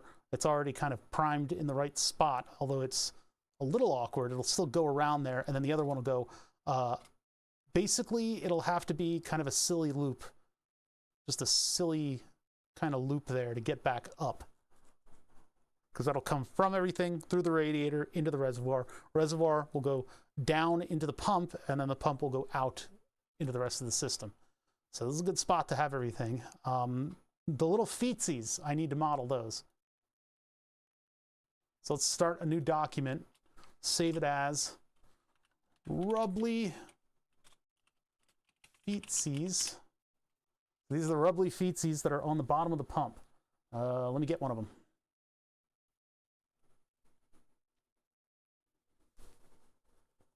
These sort of hold the whole pump together too. But they're female to female? I think so. Oh no. M to F. Oh, okay. These little brass rubbly feetsies that are basically just rubber isolators. So they've got a little fitting in the bottom and then a little fitting at the top, and they hold the pump together. So that ensures that the pump gets cooled,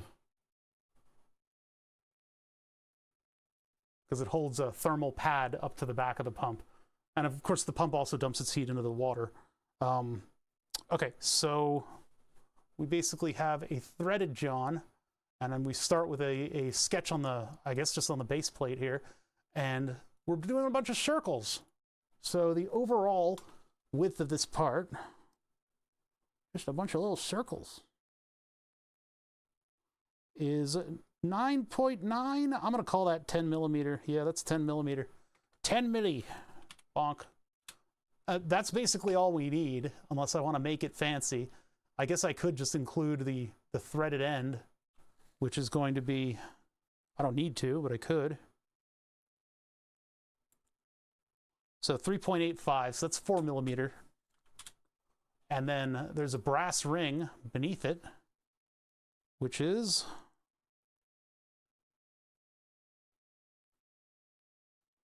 6mm.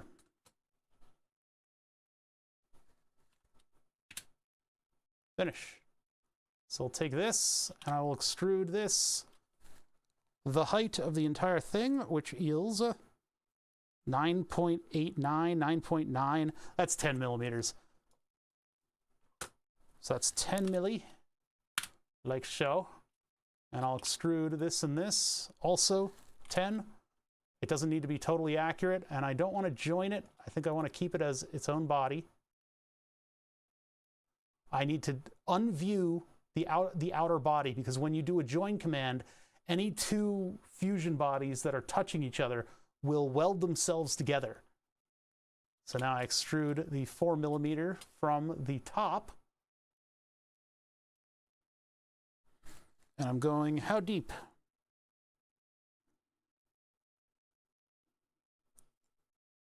It's off. I see no numbers. I'm going 5. So I go 5. I don't really do threads. I don't model threads. I don't think they're useful at all to model.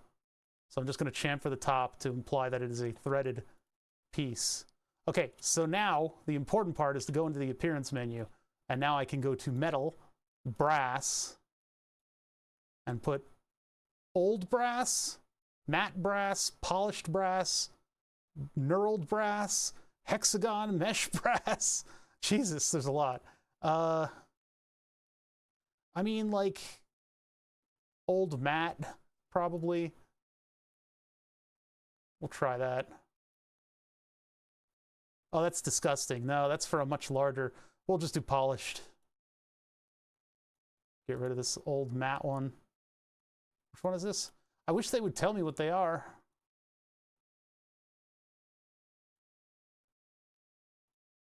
Okay, and then bring the other body back, and we want to go to rubble for our rubbly gloves. PQRS. Do we have rubber?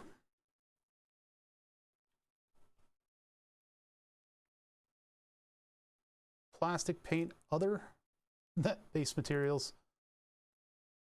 Opaque, transparent, layered metal, no. Misc. Rubble. Soft rubble. It's a little dark. Can't really see the features on it very easily, but whatever. So there, that's the representation. I guess I can extrude this up a little bit. No. There. That's our little rubber isolator. 1920s big brand bass. Need ska music? Okay, there's our component. And although we have a solid piece in the middle, nobody really needs to know that. Nobody needs to know that little detail. Cool, that's our part. Awesome, save. Rubbly Feetsies version 1. That was like a speed record for building a part. It's not a really complicated part anyway. Let's get that screwed in. There we go. Okay. Yeah, we did another Valheim LAN party and got significant progress towards our goal of basically beating the whole game. We have a little bit of a rule where if something is completely bullshit, we kind of work our way around it. Like we've done in the areas. What's that? Well, it's still damp, and if it's solid, oh my god, no! But yeah, we've taken a rule that, like, since we're not a large number of people playing the game, if something is complete BS, like if we need a lot of iron for something, we'll spawn it in, because we've already done the shuffle of doing the muck harvesting that it takes. CAD competitions like Excel, that would be kind of funny. You got the tool assisted speedrun in CAD, so you got your 3D scanner. All right, I guess I need 4 of these things, huh? So let's bring those in. That's going to be in the wrong folder. I'll need to move it later. Where is it? Oh wait, did I actually save it in the right thing? No, I didn't. Rubbly Feetsies, wrong folder. Oh well. I can move it now. Cancel. Control Z. Move. Where's this going? This is going into PC hardware, and then, nope, it's going into pumps. Move that. Now I gotta go back to the pumps menu. There it is. I need to move all of these things into different folders in AutoCAD. Everything's a little bit disorganized, and it doesn't let me move these base layer folders. Just because for some reason it thinks like somebody will want to roll a design back to the point where it's in a different directory. I made a mistake. Everything should have been in the admin folder, and I should have an admin personal and educational projects. Personal and Twitch projects. All right, Rubbly Feetsy all the way down here. Move that. And we're going to go point to point. So I'm going to go from this ring here to the base ring over here. But I'm going to make a copy. So before I select it, I'm going to create a copy, then select that ring, and there's our first one in place. So now we know the height for when we do the sketching, when we do the extrusion, to make posts that meet up with those. We need to meet them at a particular height. I'll bet you there are. People have competitions about everything, man. I love how Reddit has the Ocho, which is, what was the movie that it was? It's like inane sports that are just completely bonkers. And it was on a made-up ESPN Ocho, and then they actually made a subreddit for it. And I don't know if there's an actual like ESPN sanctioned thing for that as well, but it's for just these weird competitions that people have.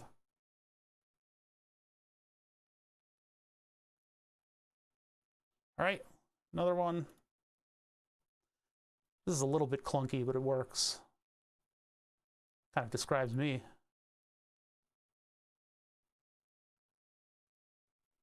Yeah, maybe it was the Dodgeball movie. That's what I think it was. Was that the name of the movie as well? I think it was. I don't remember. I don't remember. It was a long time ago.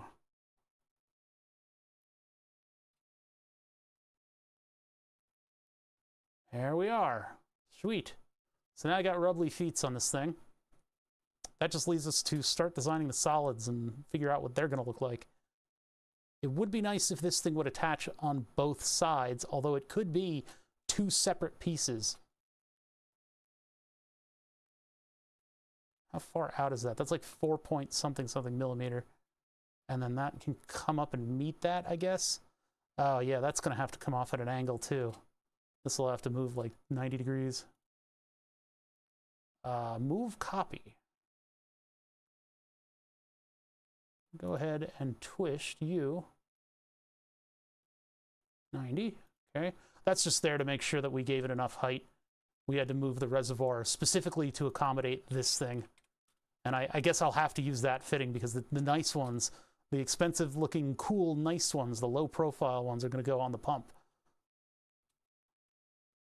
Funny that they should, although if I twist the pump 90 degrees, it will have, well, it might not have room in the back to go to where it needs to go. And also it won't be as visual, and I want it to be visual. So we're doing this, and that's why I'm talking like this. Okay, so I am okay with these placements. I don't know if they're centered. Let's make sure that the objects are centered in the space that they have. Well, they don't need to be because our drawing is based on, well, let's make sure that these are centered to one another. How about that? We need to make sure that these are center to center. And our good center is, I guess, on this. Well, the back piece will have a good center on it. So let's do a measurement on that. And that'll be show snap points. And I'll take you right there. And I will take you right here. And I'll view all three. A 4 or 5 or whatever. Stop showing me the snap points. Ah! Slowing down my whole operation. Okay, so the pump can move up 0.603.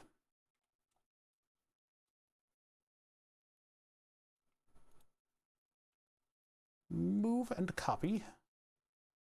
Go this way. Negative 0.603. There we go. So now we're centered on one another. So that when I do the sketch, all of my stuff is going to be, you know, we're not going to be off by just a little bit. I got to close that window. It's freezing in here. Also probably pretty dry in here too as a result of the temperature. 69.4 degrees Fahrenheit. Why is that cold? I guess that thermometer's in a weird spot. It's like if it gets to 72 degrees, I'm sweating. And if it goes below 70, I start shivering. I don't think I'm that sensitive to temperature. Nice. Nice, nice. All right. How's everybody doing today? The PT Cruiser have window cranks that switched to power windows. Oh, if it did, that's so cursed. That's so cursed. All right, so we've got exactly a 60 millimeter fan poking out of the side that we're accepting. We're saying that that's okay. Was going to play Helldivers 2 with my son, but the servers are full. Oh, God. Wait, what? Oh, because it's Helldivers, right? They're doing a whole, like, ARG kind of thing that they do with... Because the original Helldivers, you would play the missions, and it would push the different factions back and forth on the map. So you would defeat, like, the bugs, and then the bug area would, like, become, like, I guess, owned by you or something like that. Are they doing that kind of thing with it? Yeah, it's like, why would you need a server to play that? That's what I'm wondering. Like, I mean, for public games, sure, but if it's me and my two buddies playing Helldivers, why do I need to connect to a server for it? Same in the second one. I like that. I think that's a cool detail to put in. I think that's kind of a neat thing.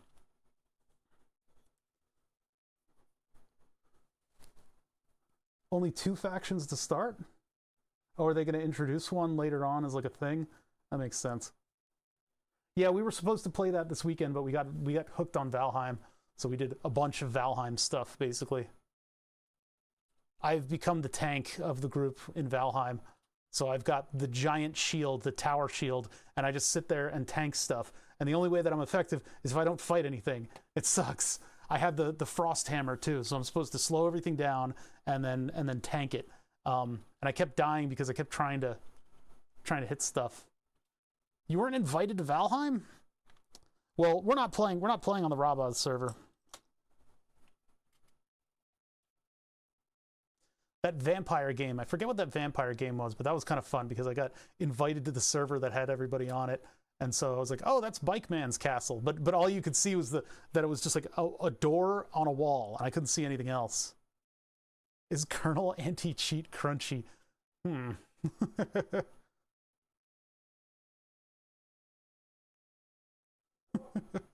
What the hell is that emote? Wait a minute, what is that? Oh, Sark. Sark stare. Sark is some great emotes. So weird. How am I going to design this? I'm trying to kind of think about what this is going to look like. The oats emote, that one is also very strange. I should have it as a bracket on the outside, but then do I attach the bracket?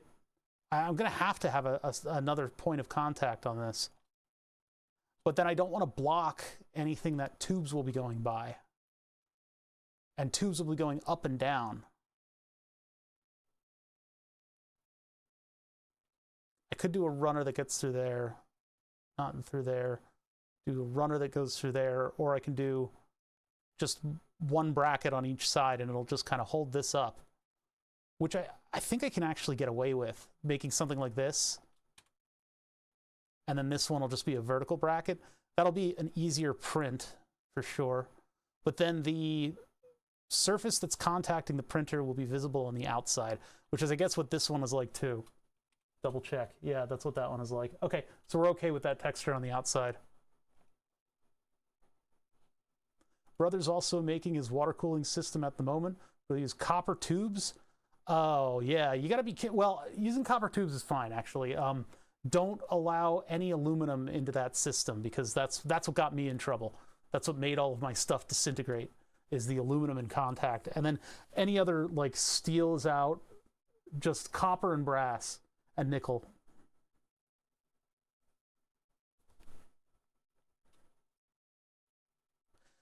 Yeah, I've seen people use copper tube in water cooling before.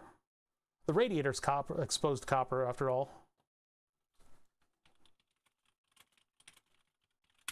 It would look better with fittings on the ends, though, if you do it like this. Yeah, see how they have tube fittings on the ends. That's what looks really, really, that looks really good, actually. I really like that. I actually really like that look. That's a really good look. Ah, get out of here. Fucking A. I hate it when it does that. Wait a sec, I set Chrome to not do that. How come Reddit gets to fucking do that? That's utterly ridiculous. Fucking dox my email. But yeah, that looks really cool. I've seen people do regular pipes that are soldered. Why? And the soldered ones don't really look that good. But yeah, copper pipes are like a natural look for water cooling PCs. This is actually a really good look. Of course, then you get a patina on it eventually, and you got to polish your copper tubes. They'll also dissipate a little bit of heat. That looks terrible. That's actually very I mean, like, I applaud your commitment to a theme, but having like that stuff in the background, what is happening here? My brother in Christ, you could have just removed the paint on these radiators. Oh, it's a Land Lee. No other case has been more tortured than this style of Land Lee. I have put one through its paces as well. This is back when we were all doing insane shit to cool our computers with water, and I had a whole setup that sat on the top of the case, and I drilled through the top of the case in order to get tubes in and out of. Yeah, drive bay. That's what this is. This is supposed to go in a drive bay as well. We had tons of space at the top of the computer, though. It was great. This is particularly tortured, and I kind of applaud it. I kind of applaud it. I'm kind of here for this. I do hate this. What is this doing? What is happening here? What in the world? Acrylic tube on the inside of the copper. On the inside, then copper on the outside with the windows, so you can see the water levels. Yeah, that's pretty good. Yeah, have like a level gauge for the water. I don't know, my system keeps pumping a bubble. There's a bubble, like a big bubble in it, and I don't know what's happening, if it's venturing the bubble into itself or what. Don't you do it. I already told you not to. I set Chrome to not come up with those login options, and yet Reddit somehow busted through it.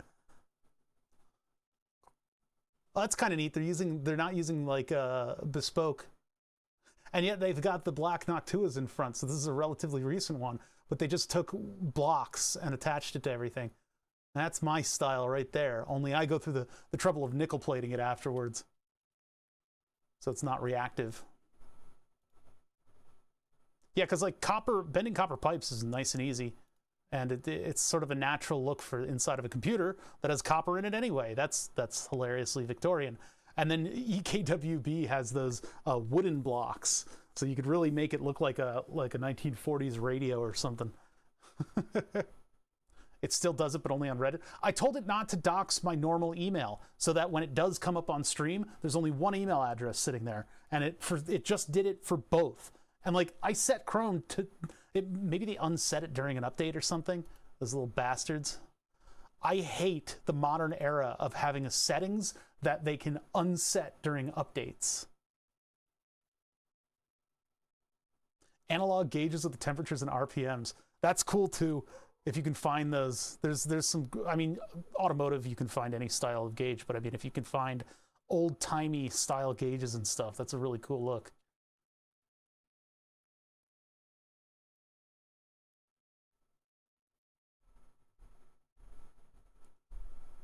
Wait, they're what on the inside? I didn't think the copper tubes were coated on the inside, because you have to get them up to you have to get them up to soldering temperature in order to put them together and stuff. Boiler style gauges, that's awesome. I do love me a big gauge sticking out of something. So this side over here can be a 5mm flat panel with a little outcropping in order to reach the rail. So that one will start at the rail, and then we can move from there. So I guess what I'm going to do is start, I don't want to start on this surface because that's not the right surface. I guess we should start here, and then we'll project everything in. So we're going to create a sketch right here. Oh, capture the position of everybody before we sketch. And then we'll get the fan out of the way, because if we just have through holes on it, we'll just use big long bolts to bolt everybody together. I have big long bolts that I can use that'll just, because it'll go into the threaded radiator through our 5mm spacer. We'll have to enclose the fan. Real plastic tubes on the inside of copper? Yeah, I think here the copper pipes are just copper pipes, even if they're meant for water, because of the unreactiveness of water. Although I think they're moving to the pressure fittings, aren't they? Like in homes, instead of having metal pipes. We still have metal pipes, but yeah, the plastic tubes that you just kind of like fit together. I don't know nothing about nothing. All right, where's our fan?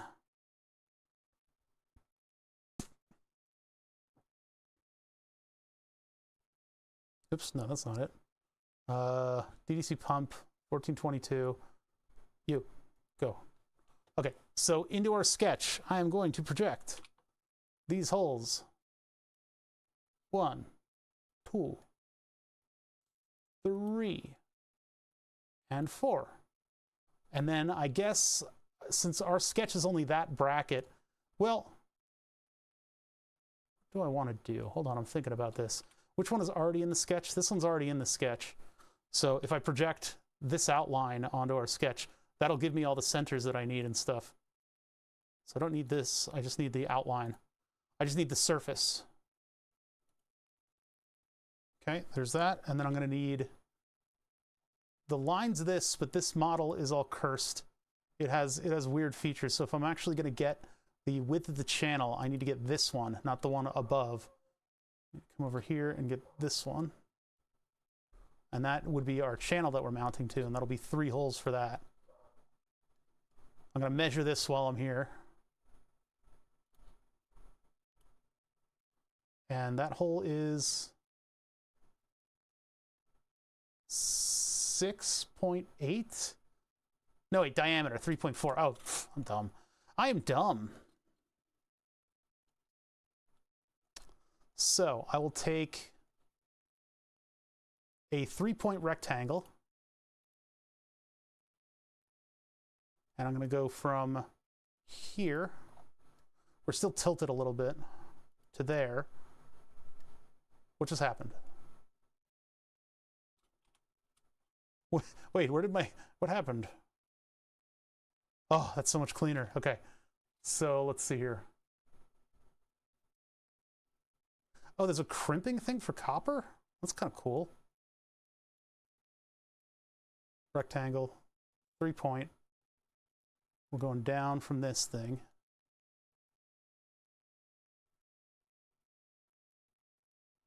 Wait, what is it doing?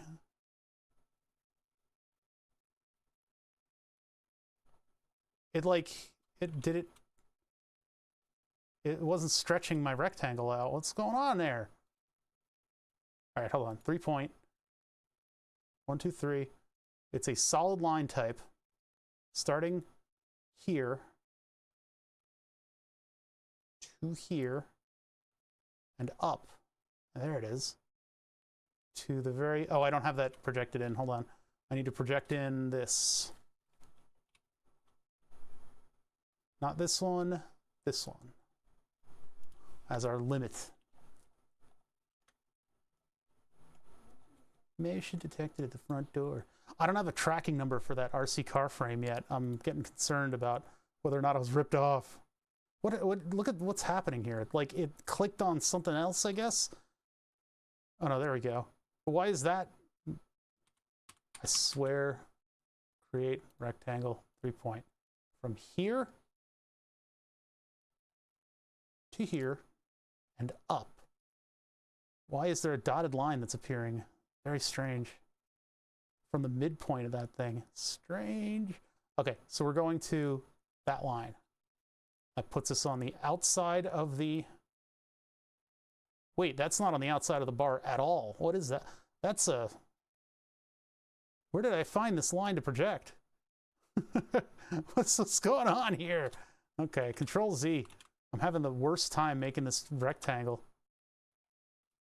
I would like to project that. All right. I practically need to like get everything out of the way so I can just see what I'm doing. The way you should do designs like this is by making all of your components separate and then bringing them all together. This one is designed more like you would do something in with the file limitations of the free version, where you build all of your components inside of one singular drawing, and then you can archive all the stuff that you're not using. Like all these components would be archived projects. Whereas I don't have that limitation, so I am actually, when I build a big thing, I make a bunch of little components and then bring them all together, and that ends up being like 40 files for just a single device, a single project device. Okay, there, we finally did this. God, that is annoying. So that'll be the basis of our thing. It's going to look kind of like this, so we'll have squares on it, I guess. How did I build those squares? What is the primary dimension of those things? Because actually, I can just copy these. I'll just copy the dimensions of these and build them in. I basically want this exact bar, but over here. Hey, look at the sketch for that. There's about 10,000 sketches in this drawing, though, so it's going to be very difficult to isolate that sketch out. I guess this is the sketch.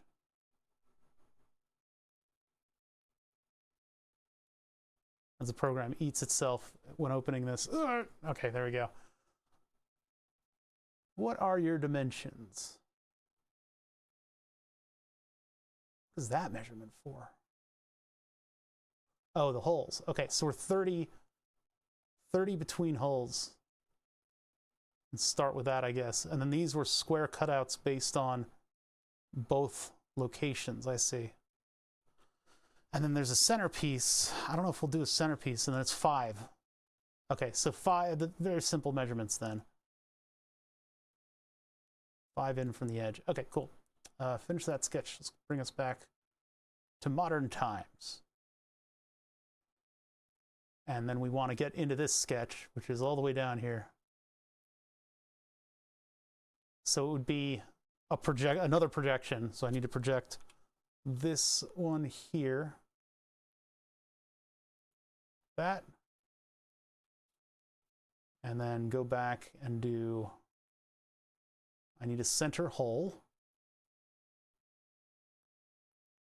Yeah, I basically, in order to create the center hole, I need to just trace over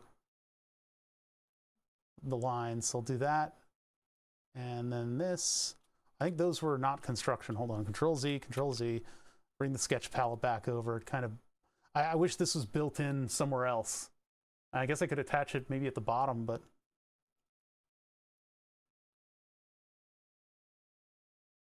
there to there, there to there, center to center,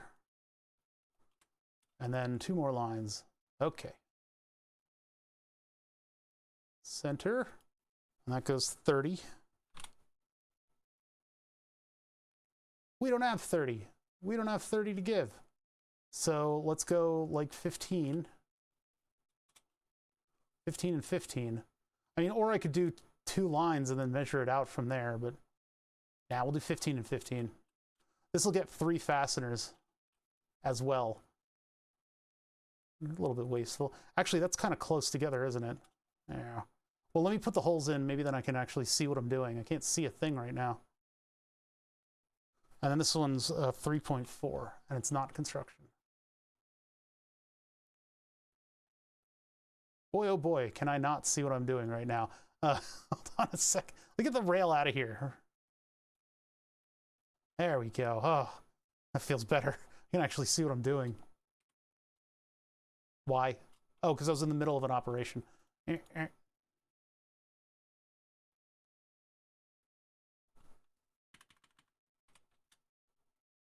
Yeah, 2020 should be good.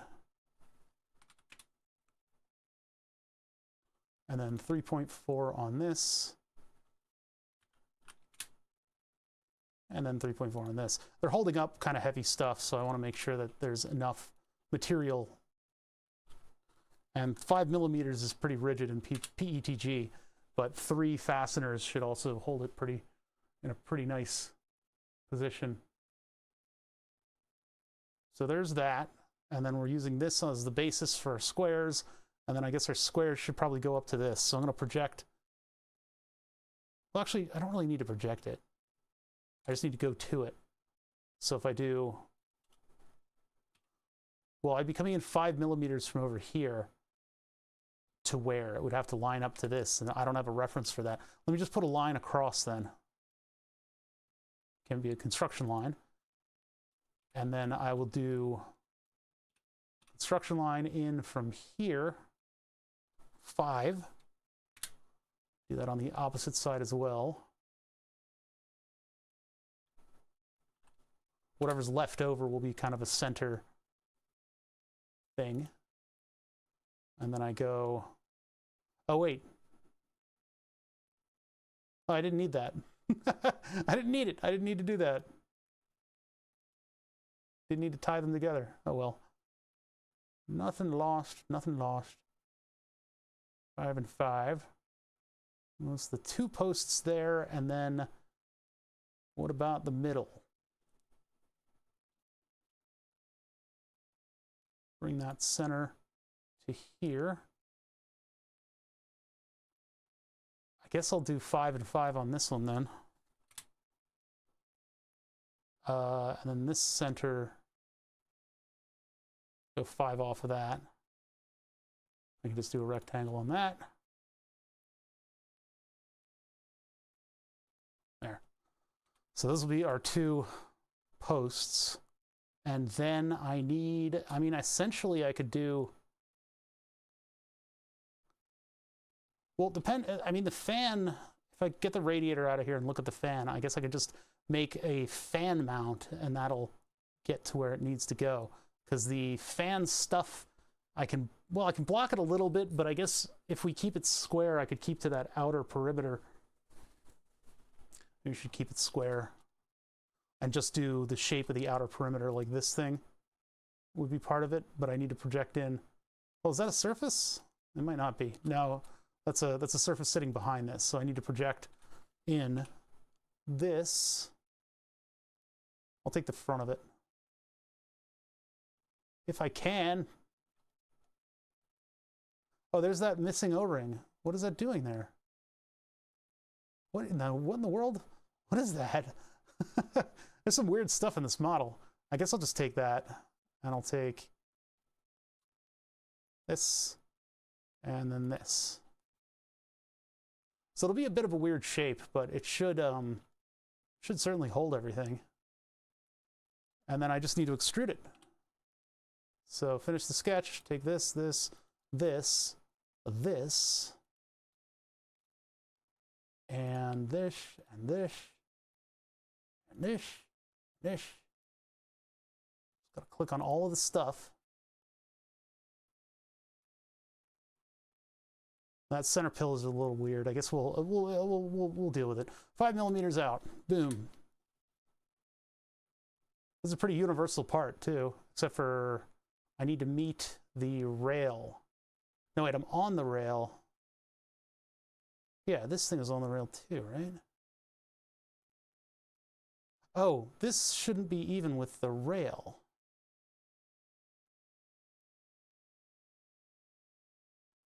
Hold on a minute. Hold on a minute. Where's this rail?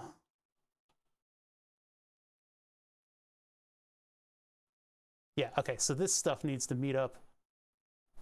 So extrude this, this, this, this, this, this. Distance will be to object, and it's going to be to here. There we go.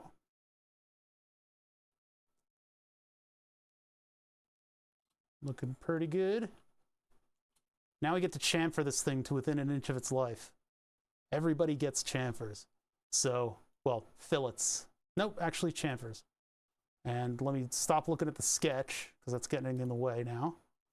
Close that. Go. No, not you. I was in the middle of the chamfer tool while I was doing that. So, shump here.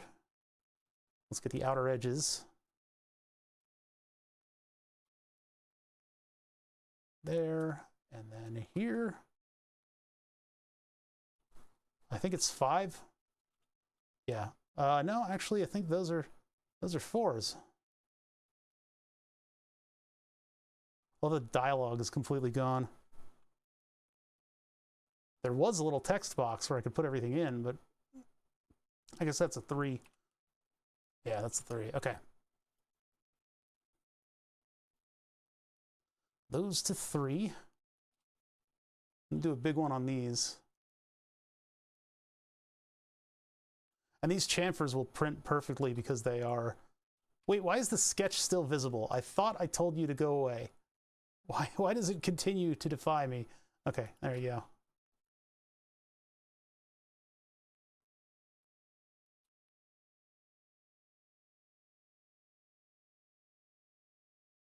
I could just do that. That's probably good. And oh, I need the other one too. You hold Control in order to add new faces to your operation. Oh, these do it too, so I guess I'm going to go back into that chamfer and hit Control and highlight you and you. Cool. That looks a little better. And then let's add the inner ones. Chamfer. There. There. No. And you. Same thing to the other side. It's got a bit of a look to it, you know? Now, how much is that going to be? It's like 2 or 3? Yeah, it's like a 2. Okay. Take that to a 2. Now, what does that look like? It looks like shit. But it'll hold it up. It'll hold up the radiator pretty good.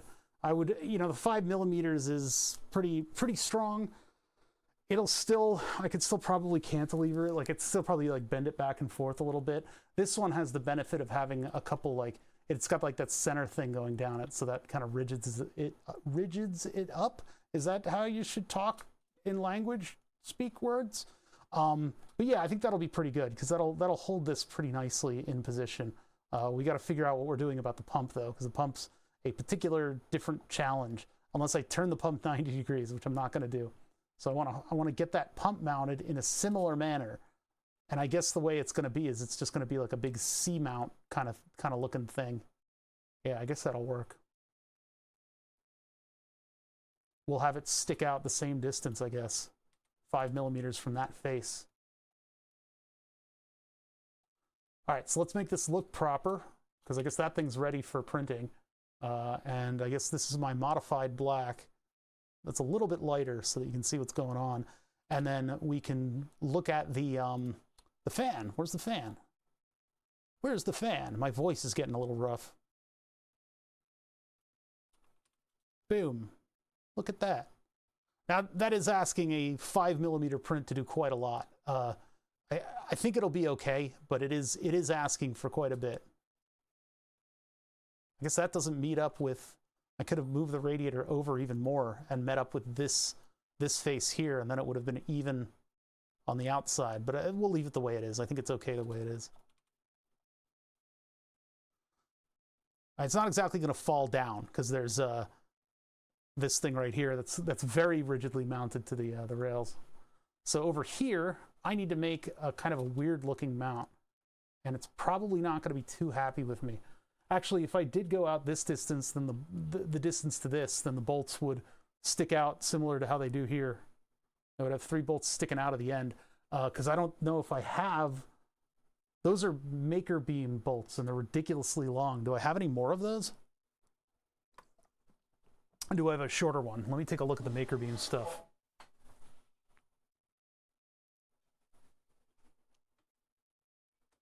Let's look at bolts.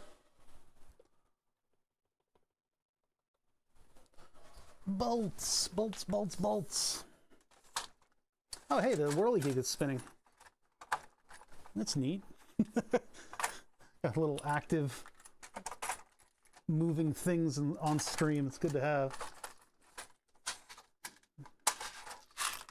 All right, so I do still have that length, but I don't think I have slightly shorter ones. So what length are we asking this thing to do? The maker beam bolts are specific. They go in the channels of the extrusion and don't turn in the channels of the extrusion.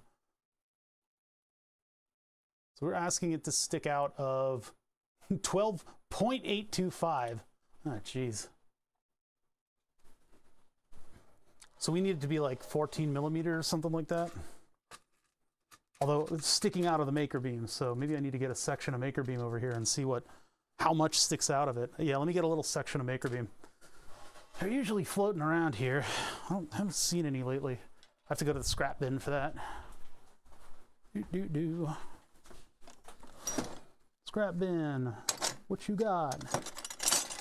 I don't see any maker beam. Okay, maybe not maybe the maker beam bin is where I will find it. And that is always covered up by a bunch of stuff over here. Oh wait, no, it's not. It's right on top. Is that? No, that's not the right one. Where is the maker beam bin? It's hiding below something else. Let's see. This one's the maker beam bin? No, not that one. Okay, I'm without maker beam. What's going on? I usually have like a little section of it kicking around. Maybe back in the bins I can find a wayward piece. Let me go take a look. There was a silver piece that was sort of in an odd space that I remember bumping into. Otherwise I've got to heft all those bins around and like dig to get to the maker beam bin. I guess it fell behind because I haven't been using it lately. Fell into my setup. Deep into the setup it went. Strange. Why don't I have this? All right, I have to dig in the bins. It's not where I thought it was.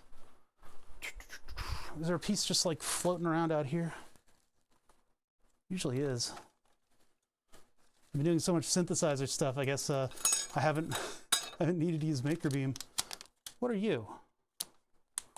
A bunch of resistors. I wonder if those are the specific resistor type.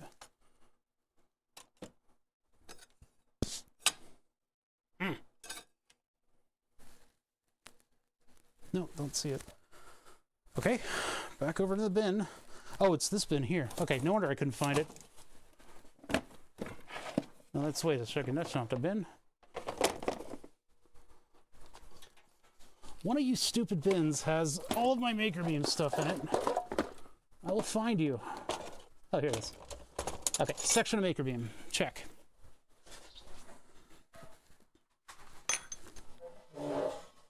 We're looking for something that's like 14 millimeters if I have the right fastener. If I don't, then that means that we need to check the design and see if I can manipulate the design just a little bit to accommodate. Because this will be 12.8. And then what we have sticking out here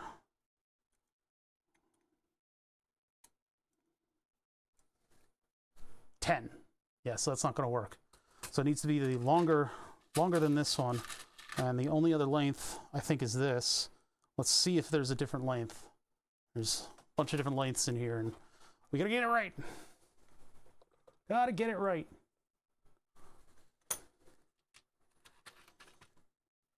No, those are the two. Yeah, those are the two long ones. There's 10 and then there's 14. 10 and whatever the super duper long ones are.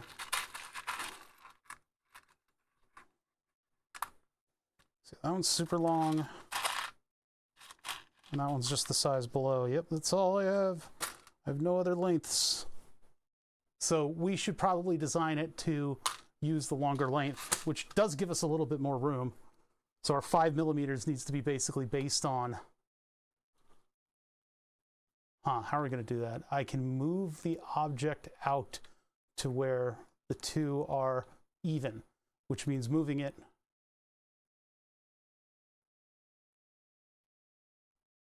Really? 5mm? That doesn't seem right. Hold on, let's try that again. Nope.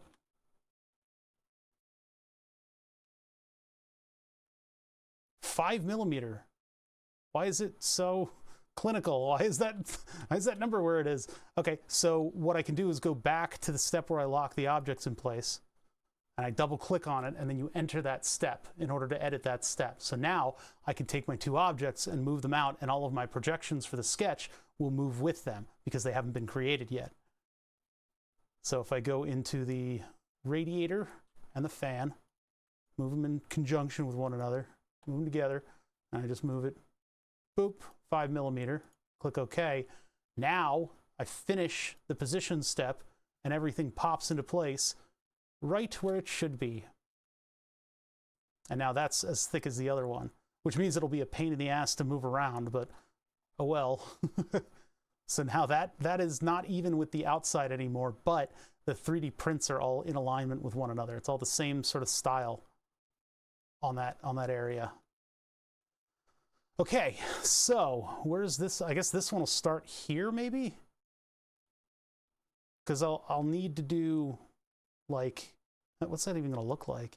It'd be like a giant chamfer across that with thread holes in it. I won't be able to get the pump off the board without removing the entire bracket, but I guess that's okay. I guess that's okay. Because I'll go 5mm down off of those and round those edges. How's that going to print on the printer? It'll be printed in its weak orientation, which I guess is okay, but get you guys back on the water feature here.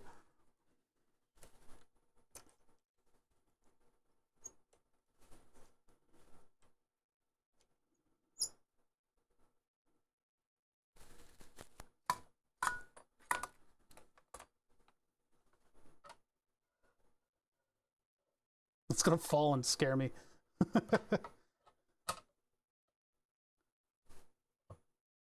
Yeah.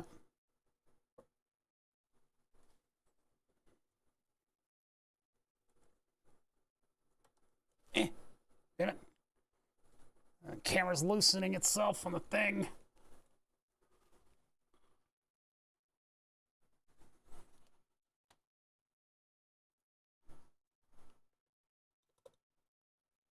There you go. Yeah, so putting the cleaner in there actually made this flow a little better.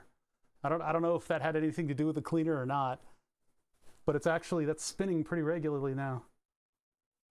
Not really sure what did it.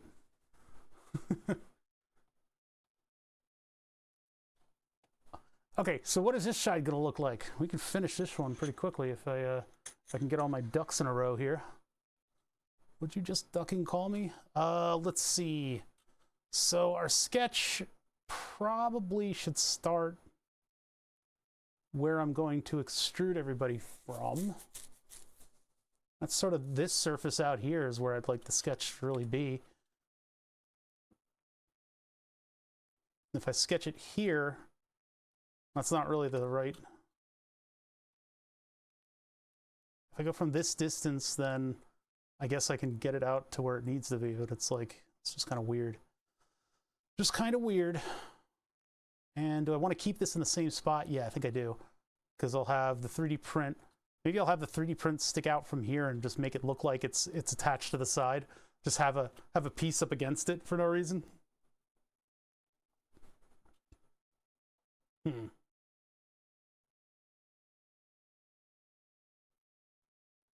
Okay, yeah, so let's make the sketch from there, and I'll just do like I'll match up with this. So project this, and then we'll take a line from it, construction line from it, and I'll just go all the way out to the edge here. How thick are we gonna be? Yeah, I'll just keep it going out like that. That'll be fine. And then I guess maybe this will be our width, because this gets us, no, well, we need to be inside of these things. So project this and this.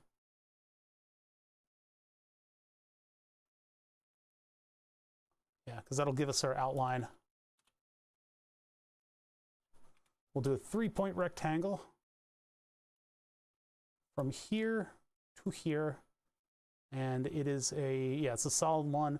And we'll take it 5 millimeters because that's kind of what we've been working with.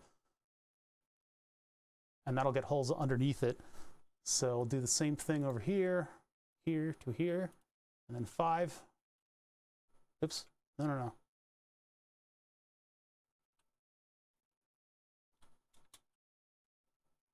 Wait, what's going on here? Oh, it's messed up my rectangle. Rectangle. 3-point. Here to here, 5. There we go. And these will be the 2 outcroppings, and I guess this is our outer edge then. I thought it wasn't going to be our outer edge, but I guess it is. Like that to here. Actually, I'll do a box from here to this edge over here. Oh, wait, no, that's not. Okay, that edge is not that edge. This edge is different. I need to come up from that with a solid line. It's kind of a cursed sketch. A lot of it is based on other geometries.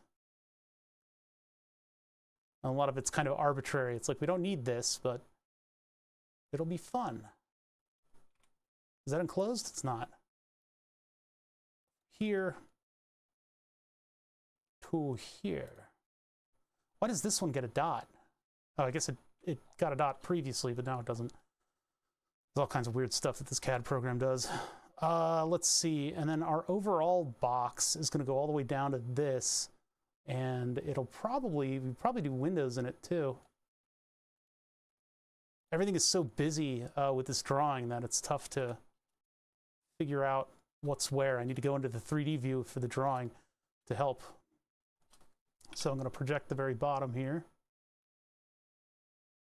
as well as this inside here, and then this top inside here, like that, to do our bolt holes. Okay. And then unview all the stuff. I don't want to look at anything now. Can I unview everything? Oh no, the problem is if I do that, then stuff that I'm hiding is going to reappear. Oops, that's the wrong one. This is what I need. Just get the profiles out of the way, and then I can see what I'm doing. I don't think I need the top, do I? Oh, I need the top to do the remove more plastic. So I'm going to project this very top here. And then get those out of the way so they're not blocking my view and making it impossible to see anything. Let's view it from this side. Actually, we can't. Okay, damn it. Left. There.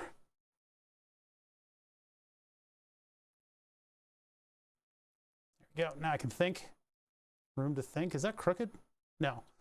My eyes, for some reason, I thought it was like I've been staring at CAD for too long.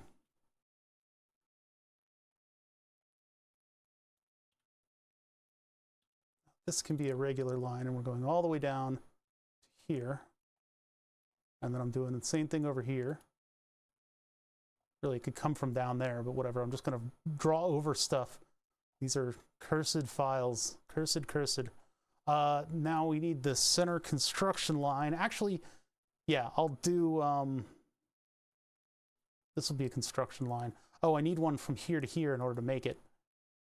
And yeah, that's a construction line. So now I can go across to here. Now that gives me the center. And then I can do... Well, what did we do again? It was 20 millimeters. I'll just do 20 millimeters again. Make them match up.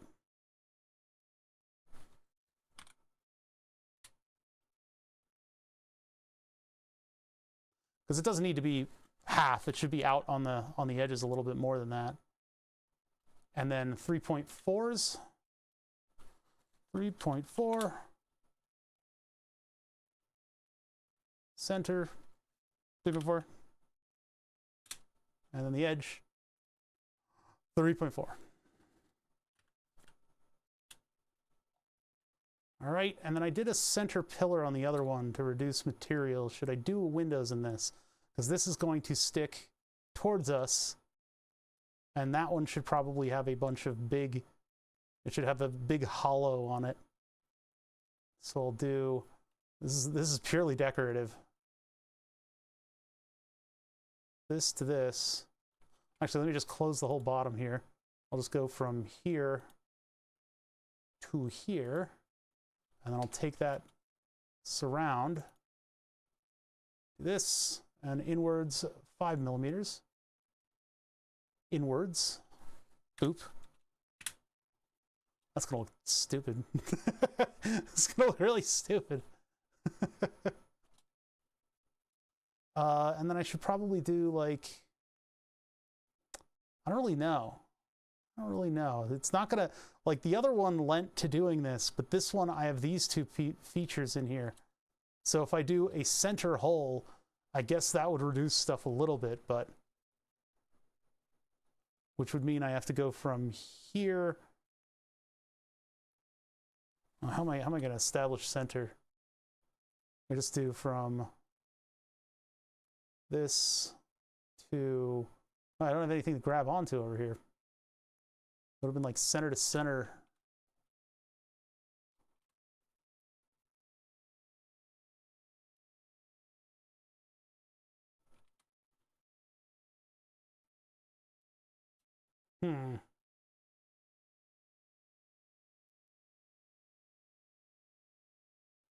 Do a rectangle from the center rectangle.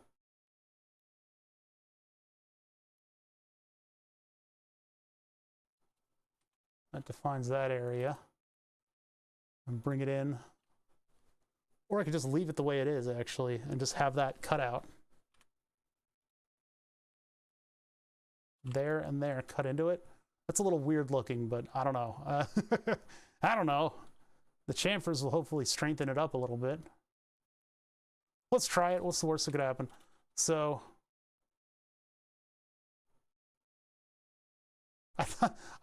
God, esports are for losers. I read, for losers, it's too late to put a little plastic. Jeez.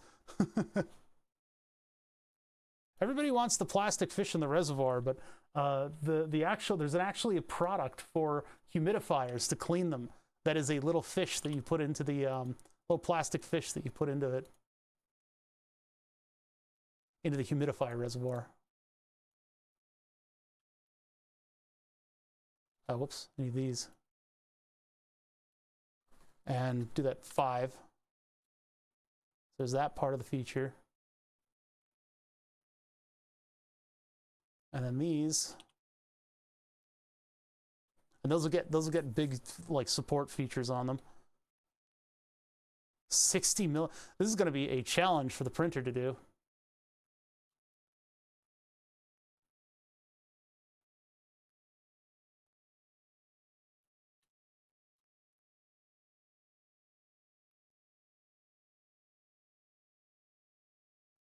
Huh. I think maybe I need to have 2 distances.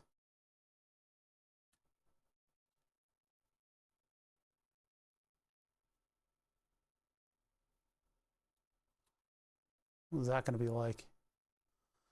I mean, that's going to make the screw holes really weird for the pump, but it's all I can do to actually like support the pump in place. Oh, but I actually should. Okay, wait, no, this is wrong. Cancel. That needs to come out 10 millimeter the other direction.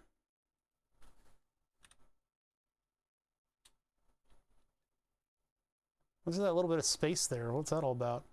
My drawings are weird.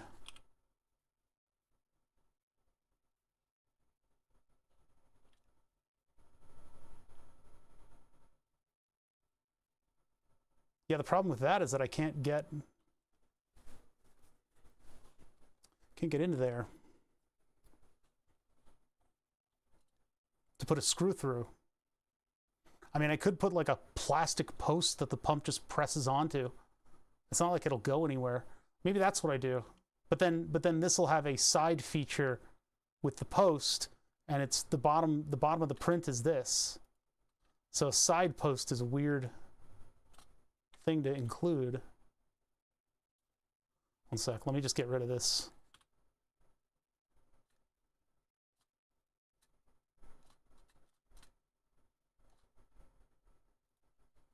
negative 0.1. Does that look all right? Yeah. Okay, so I've got these weird sort of penis-shaped things that I need to deal with. If I keep them this thick and go all the way to the other holes, I don't think that's really going to be a good use of them. If I do a little bit further on these, like 2 millimeter, then the screw hole can still be a hole, and I'll put a bolt through it, but that means that they can't be that tall, and so they won't be able to be supported on the rail itself. Because I need room for the cap. Huh. But I mean, that's strong. That's pretty strong for that screw. Maybe I just do that one like that, and then I gap it for the bolt that'll go in there. Let's find a bolt. Need to find a bolt for this screw. So I got kits of bolts. We can easily find one. Let me get one of these little rubber isolators out of here, and then we'll figure out what bolt we're using for this thing, what the distance is, and whether or not I can actually, because if I do like a blind hole, not a blind hole, but if I do a bolt hole and then just do like work the cap into it, that whole thing, if it moves at all, it'll still hit up against the rail and give it a little bit more strength for when, you know, somebody comes up and pokes it. It is a lot of material though. I don't think it'll be very well challenged. And even keeping that outer one thin, it'll probably still be perfectly fine. Because it's still 5 millimeters of PETG, and that's going to hold up. I mean, that pump is not that heavy. So I could give that the old college try and just figure out whether or not, print it and just see if there's any issues with it. All right, let's get a bolt here.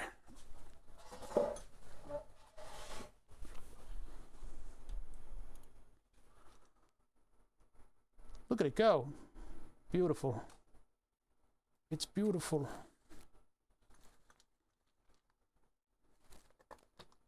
All right, let's find a bolt. These are all the same size. These are all, hey, these are all the same size. These are like the pump takes like huge bolts. I mean, they're like, they're M6, aren't they? I don't have a lot of M6. I don't have a lot of M6. Wait a minute. We're in trouble. Let me see what I can find here. If I do in fact have a larger M, or no, there's 6, the bolt was 6 millimeters, so it's still M6. Hold on a sec. Okay, this one has up to M5. Up to, but not including, M5.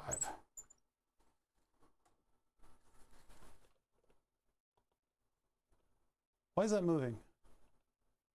Why are you moving? I guess the arm is a little loose. Hold on. Just give a little tweak. There we go.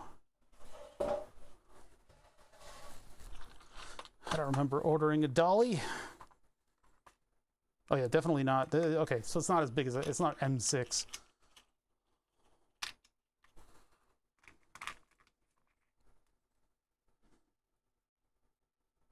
Too big. There it is. Okay, so that's M4. I do have a variety of M4. Not much variety, actually, looking at this thing. This is the longest one that I have. What does that allot us in terms of distance?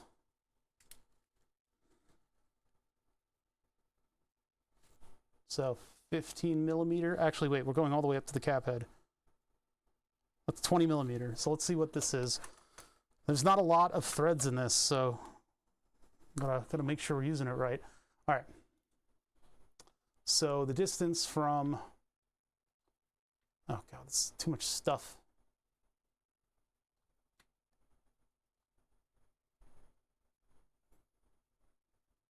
No, it sketches in the way.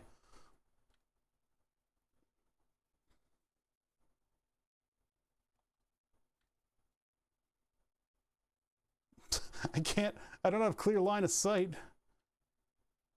Take the shot. No!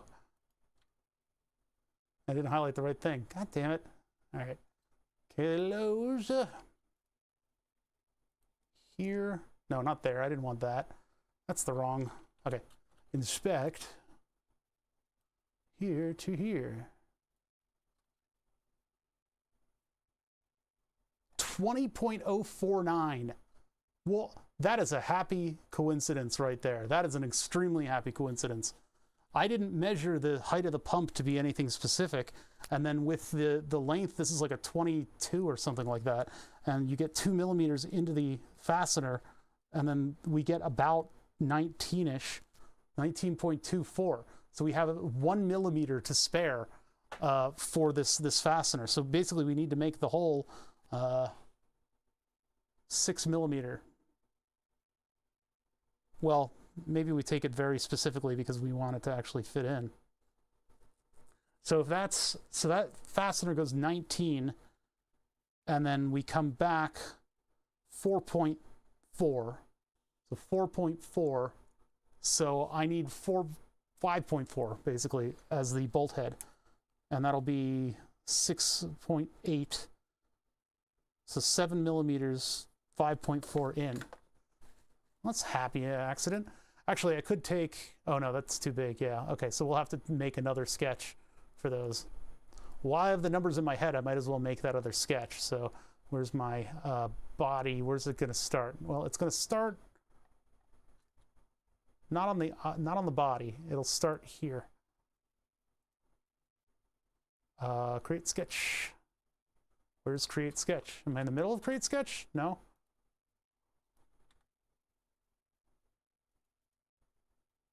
Create sketch. Okay. I'm just going to project in our other feet.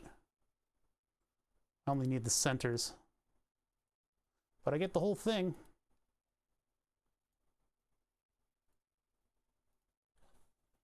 So we're going to need a 7 on each of these.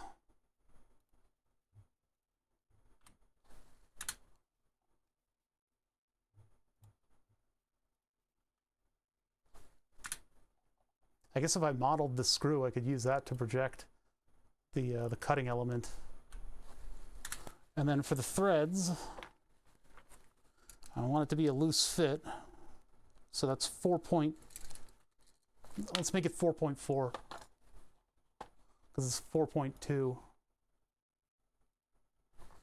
4.4 because we're printing those are horizontal holes in the print, and horizontal holes are not fun in PETG. They become ovals.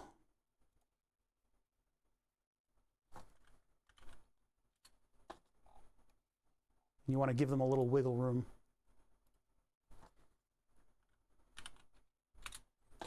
Okay, so that's all I need out of that sketch. I'll bring the body back in. Of course, the body is still going to be edited. I'm just doing the one set of holes for right now, so I need to figure out what I'm getting here. Let's see. So I'm extruding 4.4 through the body is, of course, getting in the way. Where's the pump? All the way down here. Way down here. Ugh. Okay, so let's get rid of the rubbly feet and the pump.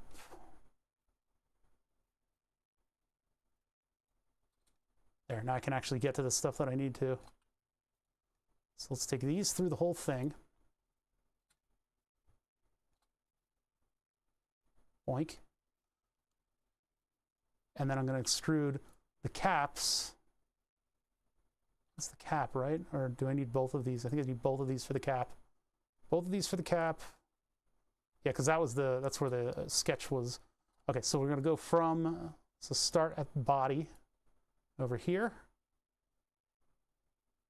And our distance was -5 point, and let me just double check this. Double check.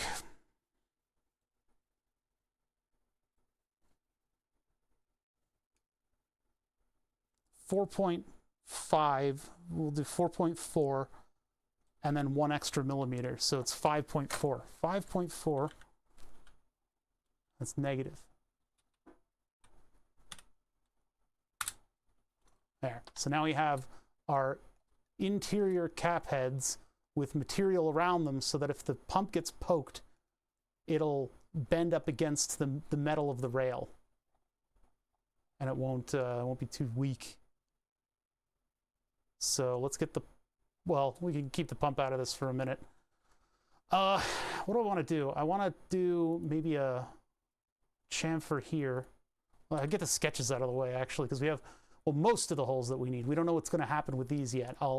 If our chamfer goes all the way up to the end here, which is not really something that I need to do, but if we do it, that would mean that the cap heads would need to also be extracted from the plastic.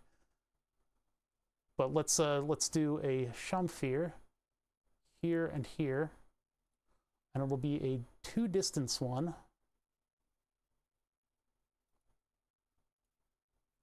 Just take it out like that until it intersects there, and then it breaks. So I do that, keep that happy.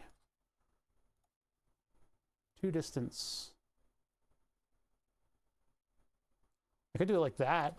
That wouldn't be too bad. Probably a lot of material though. It's probably a lot of wasted material.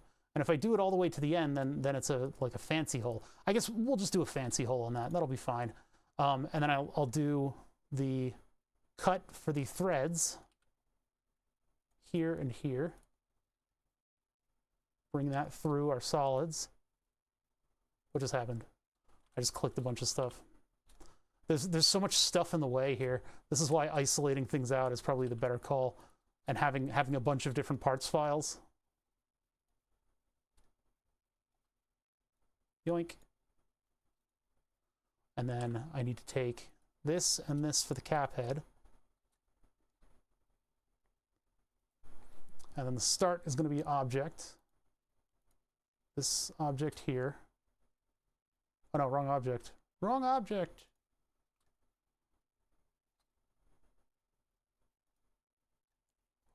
There.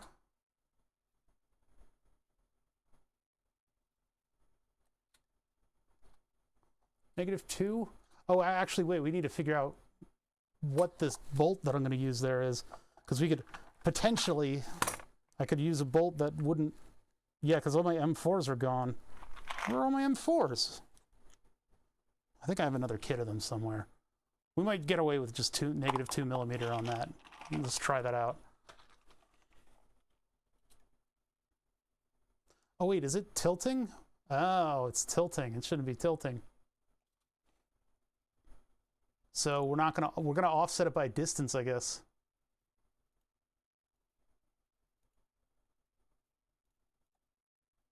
Offset, and then it'll be like -4. Nope, it'll be like 6. Oh, well, actually, offset is what I need. Because then I can cut it up from the offset and it'll make a flat screw hole. So I actually need to figure out what the height of the M4 that I'm going to use on that is. It's going to be a different screw than the other one. Being very extra about this design. I can't help it.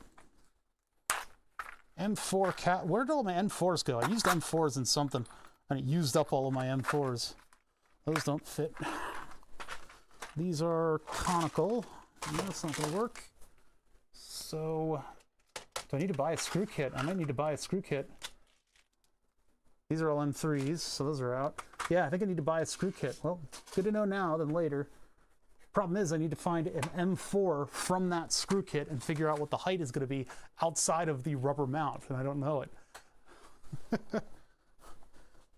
Everybody's busy today. I don't have a lot of chatters. I'm getting work done. I don't know about you guys. All right, let's see here. Any of y'all an M4 cap head? I just felt my phone vibrate in my shirt pocket. But there's no phone in here. I put it on the cradle. What the hell is that? Why does that happen?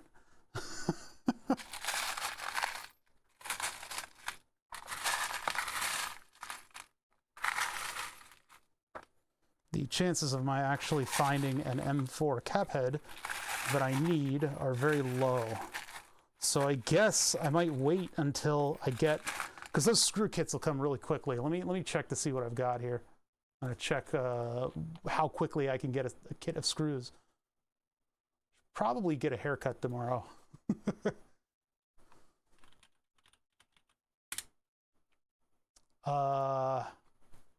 Actually, I'll look in the order history. Order, and then look up bolt. Oh wait, that's the wrong. Bolt cutter by price. Bolt.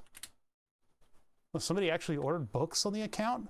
That's kind of weird. Somebody actually went on Amazon and ordered books. Can you believe it? I can't. I cannot. Comdocs. What the fuck is that word? 500-piece steel socket cap screw set. Hex head bolts. M3, M4.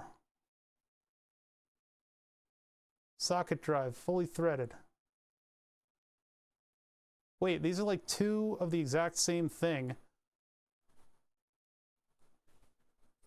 I ordered all these hex bolts a long time. Oh, those are countersunk. Okay. Yeah, one's countersunk and the other's regular. So here's another 17 bucks into the project to get all of my proper M4 bolts. And that'll get here tomorrow. Oh, look at that. So I guess we can't finish this part today. I need to get this bolt in so I can measure it so that we can have a proper interference fit on it. Oh, Index C. Hey, subbing for 34 months. Hell yeah, Index C. Was that like an hour ago? When did that happen? That was just now. 10 minutes ago. Sorry, Index C. I didn't mean to ignore your sub. It just doesn't show up in my monitoring window. Well, thank you. Thank you for subbing. Yeah, so I'll need to measure it and then make that the offset. Figure out how many, because I'll just enter the number right there. So we'll do 4 millimeters for now, just to say that there's a number in there.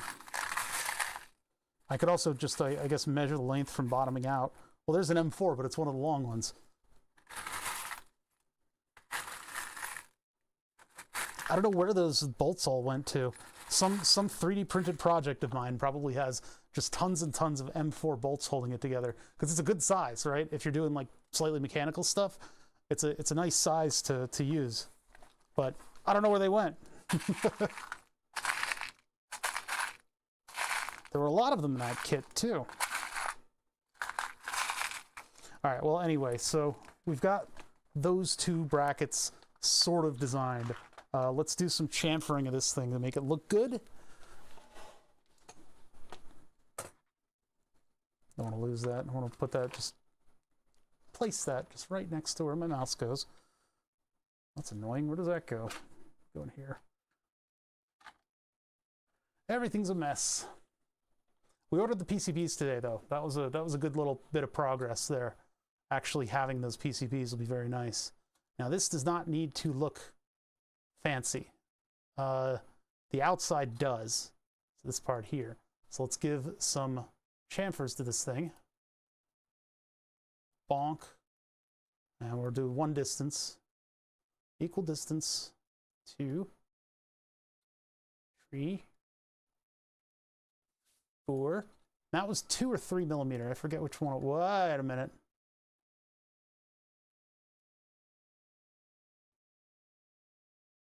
Wait a minute. Oh, okay. Plot thickens. I actually need to bring this out a distance in order to meet up to the rail.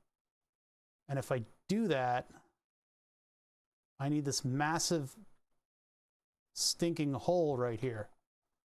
Do I need to bring the pump out a little bit from its position?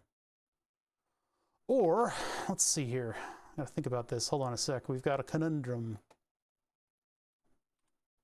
I need to bring us back before I made the bolt holes.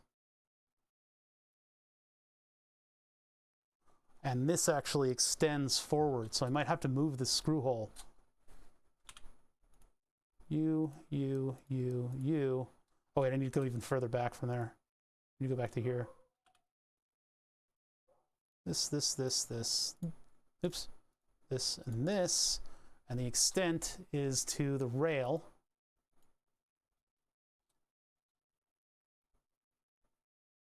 Oh, which makes this totally weird. Okay, oh boy. Got all kinds of stuff going on here that I got wrong.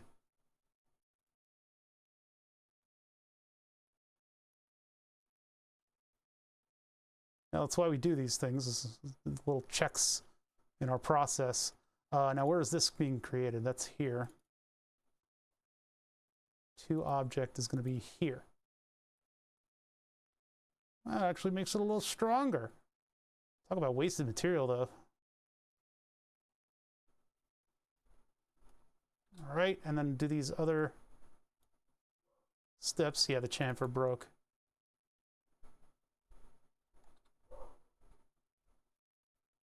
Jeez, Willow, shut up.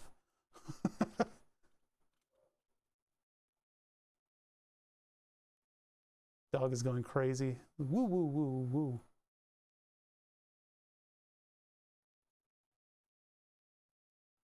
She's a barker. She does like making noise out there. Well, at least that makes the extent a little bit less. It doesn't look totally silly. It does look kind of silly, but it doesn't look totally silly. Those are going to be weird towers that are filled with infill, but they'll be strong. They'll be very strong. All right, so back to chamfering, I guess. Let's get the sketches out of here because they're bothering me. You're bothering me, kid.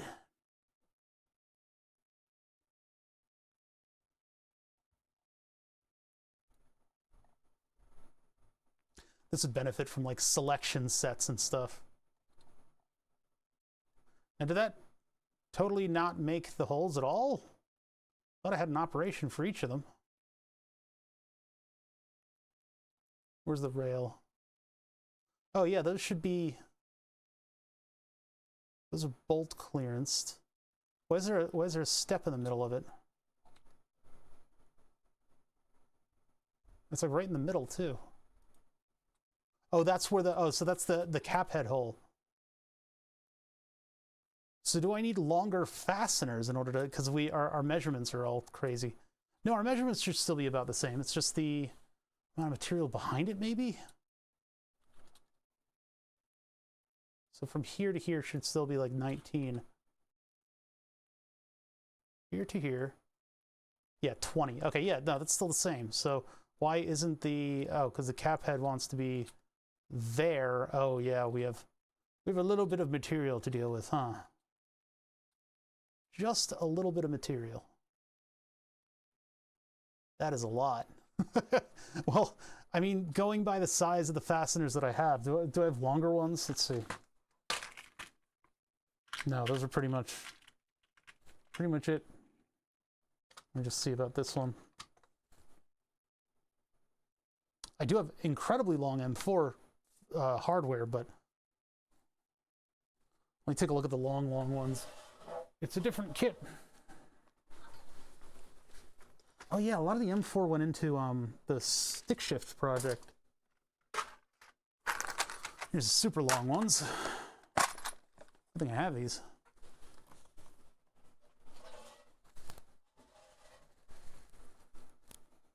So what is the distance from... Because we're now going from... Why is there a seam right there?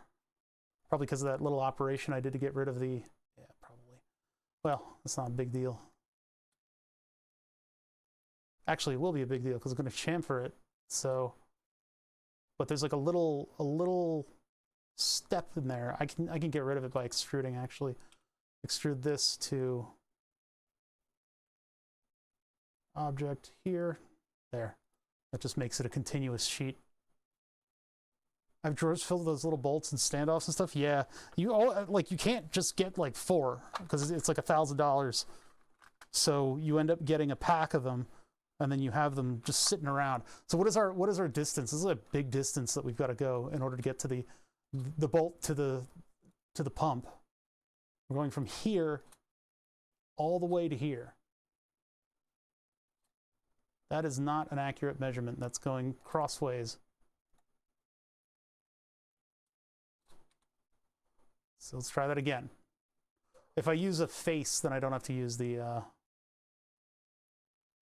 So I'll go from this face all the way to here. 30 millimeters. That's a nearly exactly 30 millimeters. So let's see about getting 30 millimeters to this thing. I want it to be like 29 or something, you know, close. Use this one, even though I don't think I have a lot of them. This is like the shortest one that I have in this M4 kit. And it's long as hell. This is ridiculous.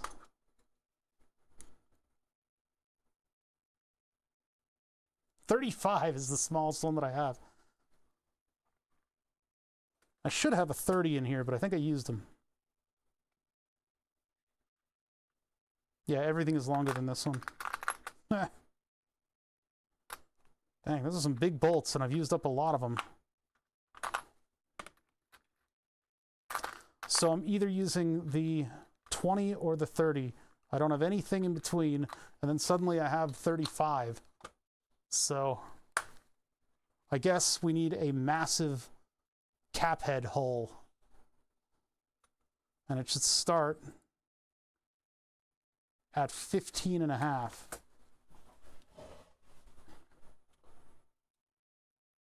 So we'll get rid of the cap head step, wherever that is. Let's find it. Cap head step. There's that. And we're starting from there, and we're offsetting by, instead of going, well, that, oh, because that starts at object, right? Start at object. Start at offset. 15.5. There. So now we're going from 15.5 through the rest of the material.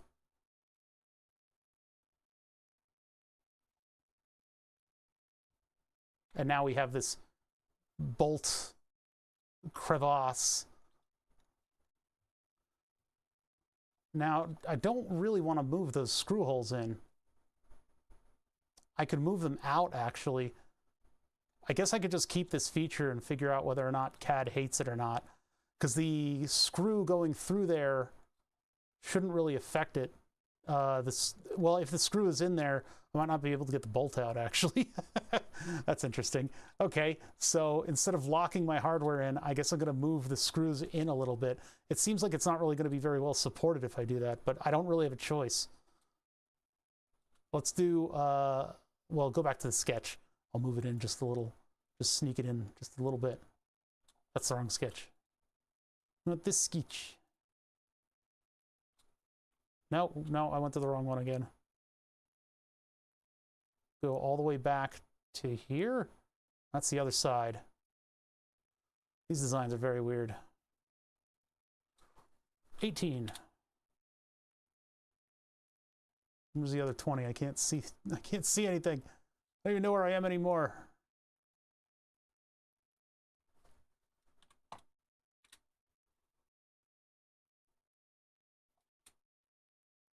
That's a hell of a thing that we're making here.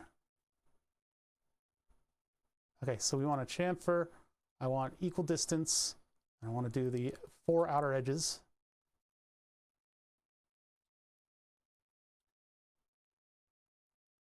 By 2.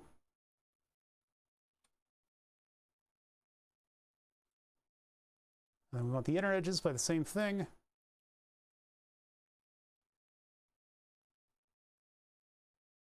Look how it has like a handrail now. That's so you don't fall over the edge.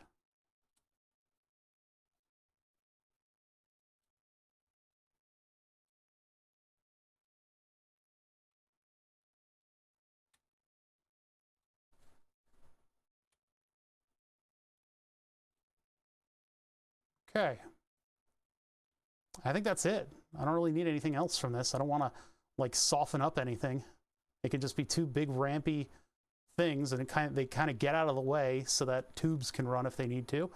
Although anything running up will have to, well, where's this one actually goes from here to here. That'll be a little bit difficult with this thing in place, but I'll figure it out.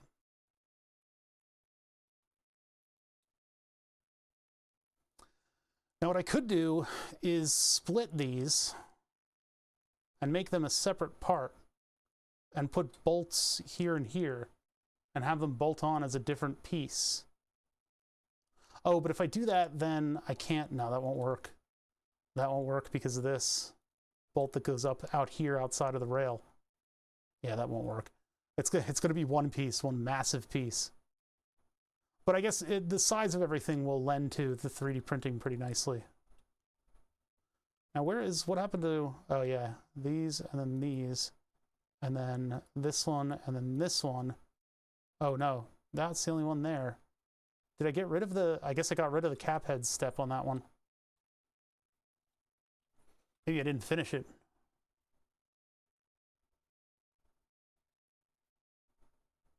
Come back up over here and let's get the sketch back. This one screwed here, here, and then the distance is going to be start at an offset, and that'll be however deep the screw is. So we'll just give it 3 millimeter for right now. I'm going to cut that out. I selected the wrong thing. That was very smart. Okay, well, I can fix that by double-clicking on it. Double-click on the step. Fix your garbage. Boop, boop, boop, boop. There we go. And I'll just have to measure that at a later date and figure out what thickness of screw I'm actually putting in there. Although 3 millimeters is probably a pretty good assumption. I actually should make it 5 because that's where the base of the material is. So we'll do 5. And then all that does is it creates a nice little flat block that the screw can push against instead of an angled thing. Looking pretty good. All right, so let's get the sketch out of here and let's get all the bodies in here and we'll make the appearance. I'll do that real quick right now, actually. Let that boop. Where's the other step? Oh, there they are. Oh, is this the one that made? Yeah. Well, I'll delete that because we made it again over there. So get rid of this step. There we go. Everything looks all right. Perfect. That's so weird that I don't have that length of screw. It's like 30 millimeter screw length in order to make that look normal. But instead we get weirdness. And I guess I could have this go all the way. I could have this go like from 5 millimeters even, making a massive hole in my object. But oh well, it's what it's. There's that. Let's make the appearance match everything else. And then at a later date, I can figure out 3D printing. I will get screws tomorrow and be able to measure it, make sure that things look all right. Did I just make that look like rubber? No, that was one of the internal appearances. Yeah, that's right. All right, let's put the pump back on.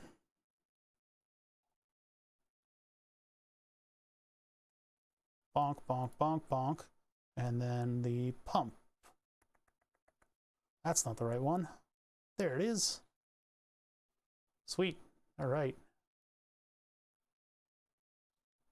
Yeah, so it'll look pretty good. It'll be a nice hole where I can see my wall in the background. That's kind of a problem, isn't it? I'll just be able to see my wall back there. Well, there'll be some equipment in there. And if we feel like it, we could put LEDs on the pump too. But I don't know. I don't need this thing to be glowing in RGB. We'll see how I feel about RGB in a later date. Because you'll be able to look through the reservoir and see my wall in the background. This is pretty, it's pretty revealing back here. Maybe I should make like a grating that goes on the back of the board. It'll help me hang it up because I can see through. But yeah, that reservoir is full of kind of cloudy stuff right now. Oops, wrong camera. There we go.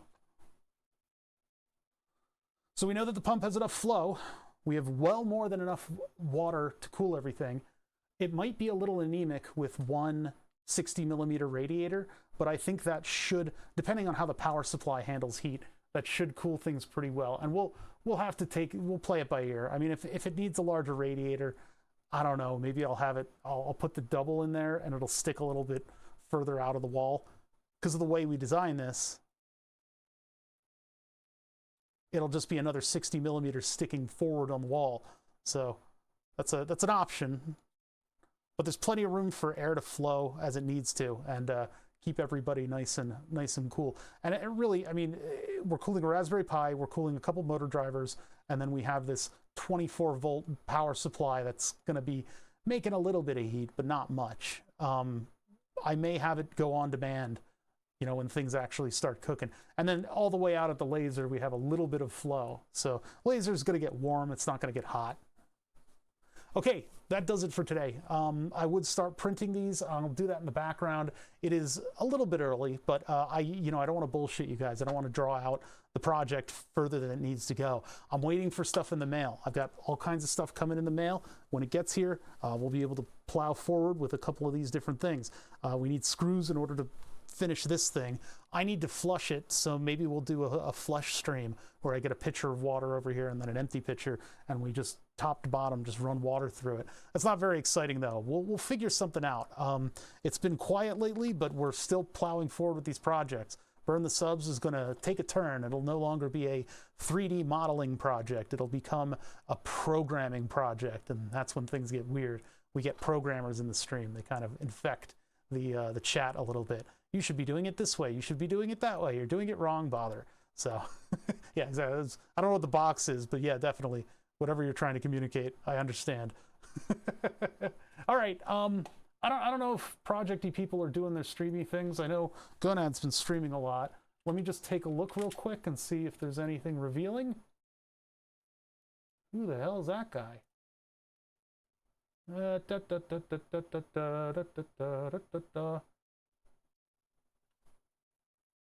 Where did that one? Why am I subbed to that one? What in the world? I've got, oh no, those are the suggestions. I got way down on the list there. Let's see. I need to embiggenate this. Oh wait, it came through on the regular Twitch. What is that symbol? It's just like a big dot. I can't see it. Or is it a peach? Show more. Sci-Fry, John B. Oh, Gonad. Gonad's doing my summer car. Let's raid into Gonad's channel. He's a fairly chill maker kind of guy. So raid flatulent Gonad. It didn't pull it up as I typed it. All right, so here's the end card for all my social media stuff.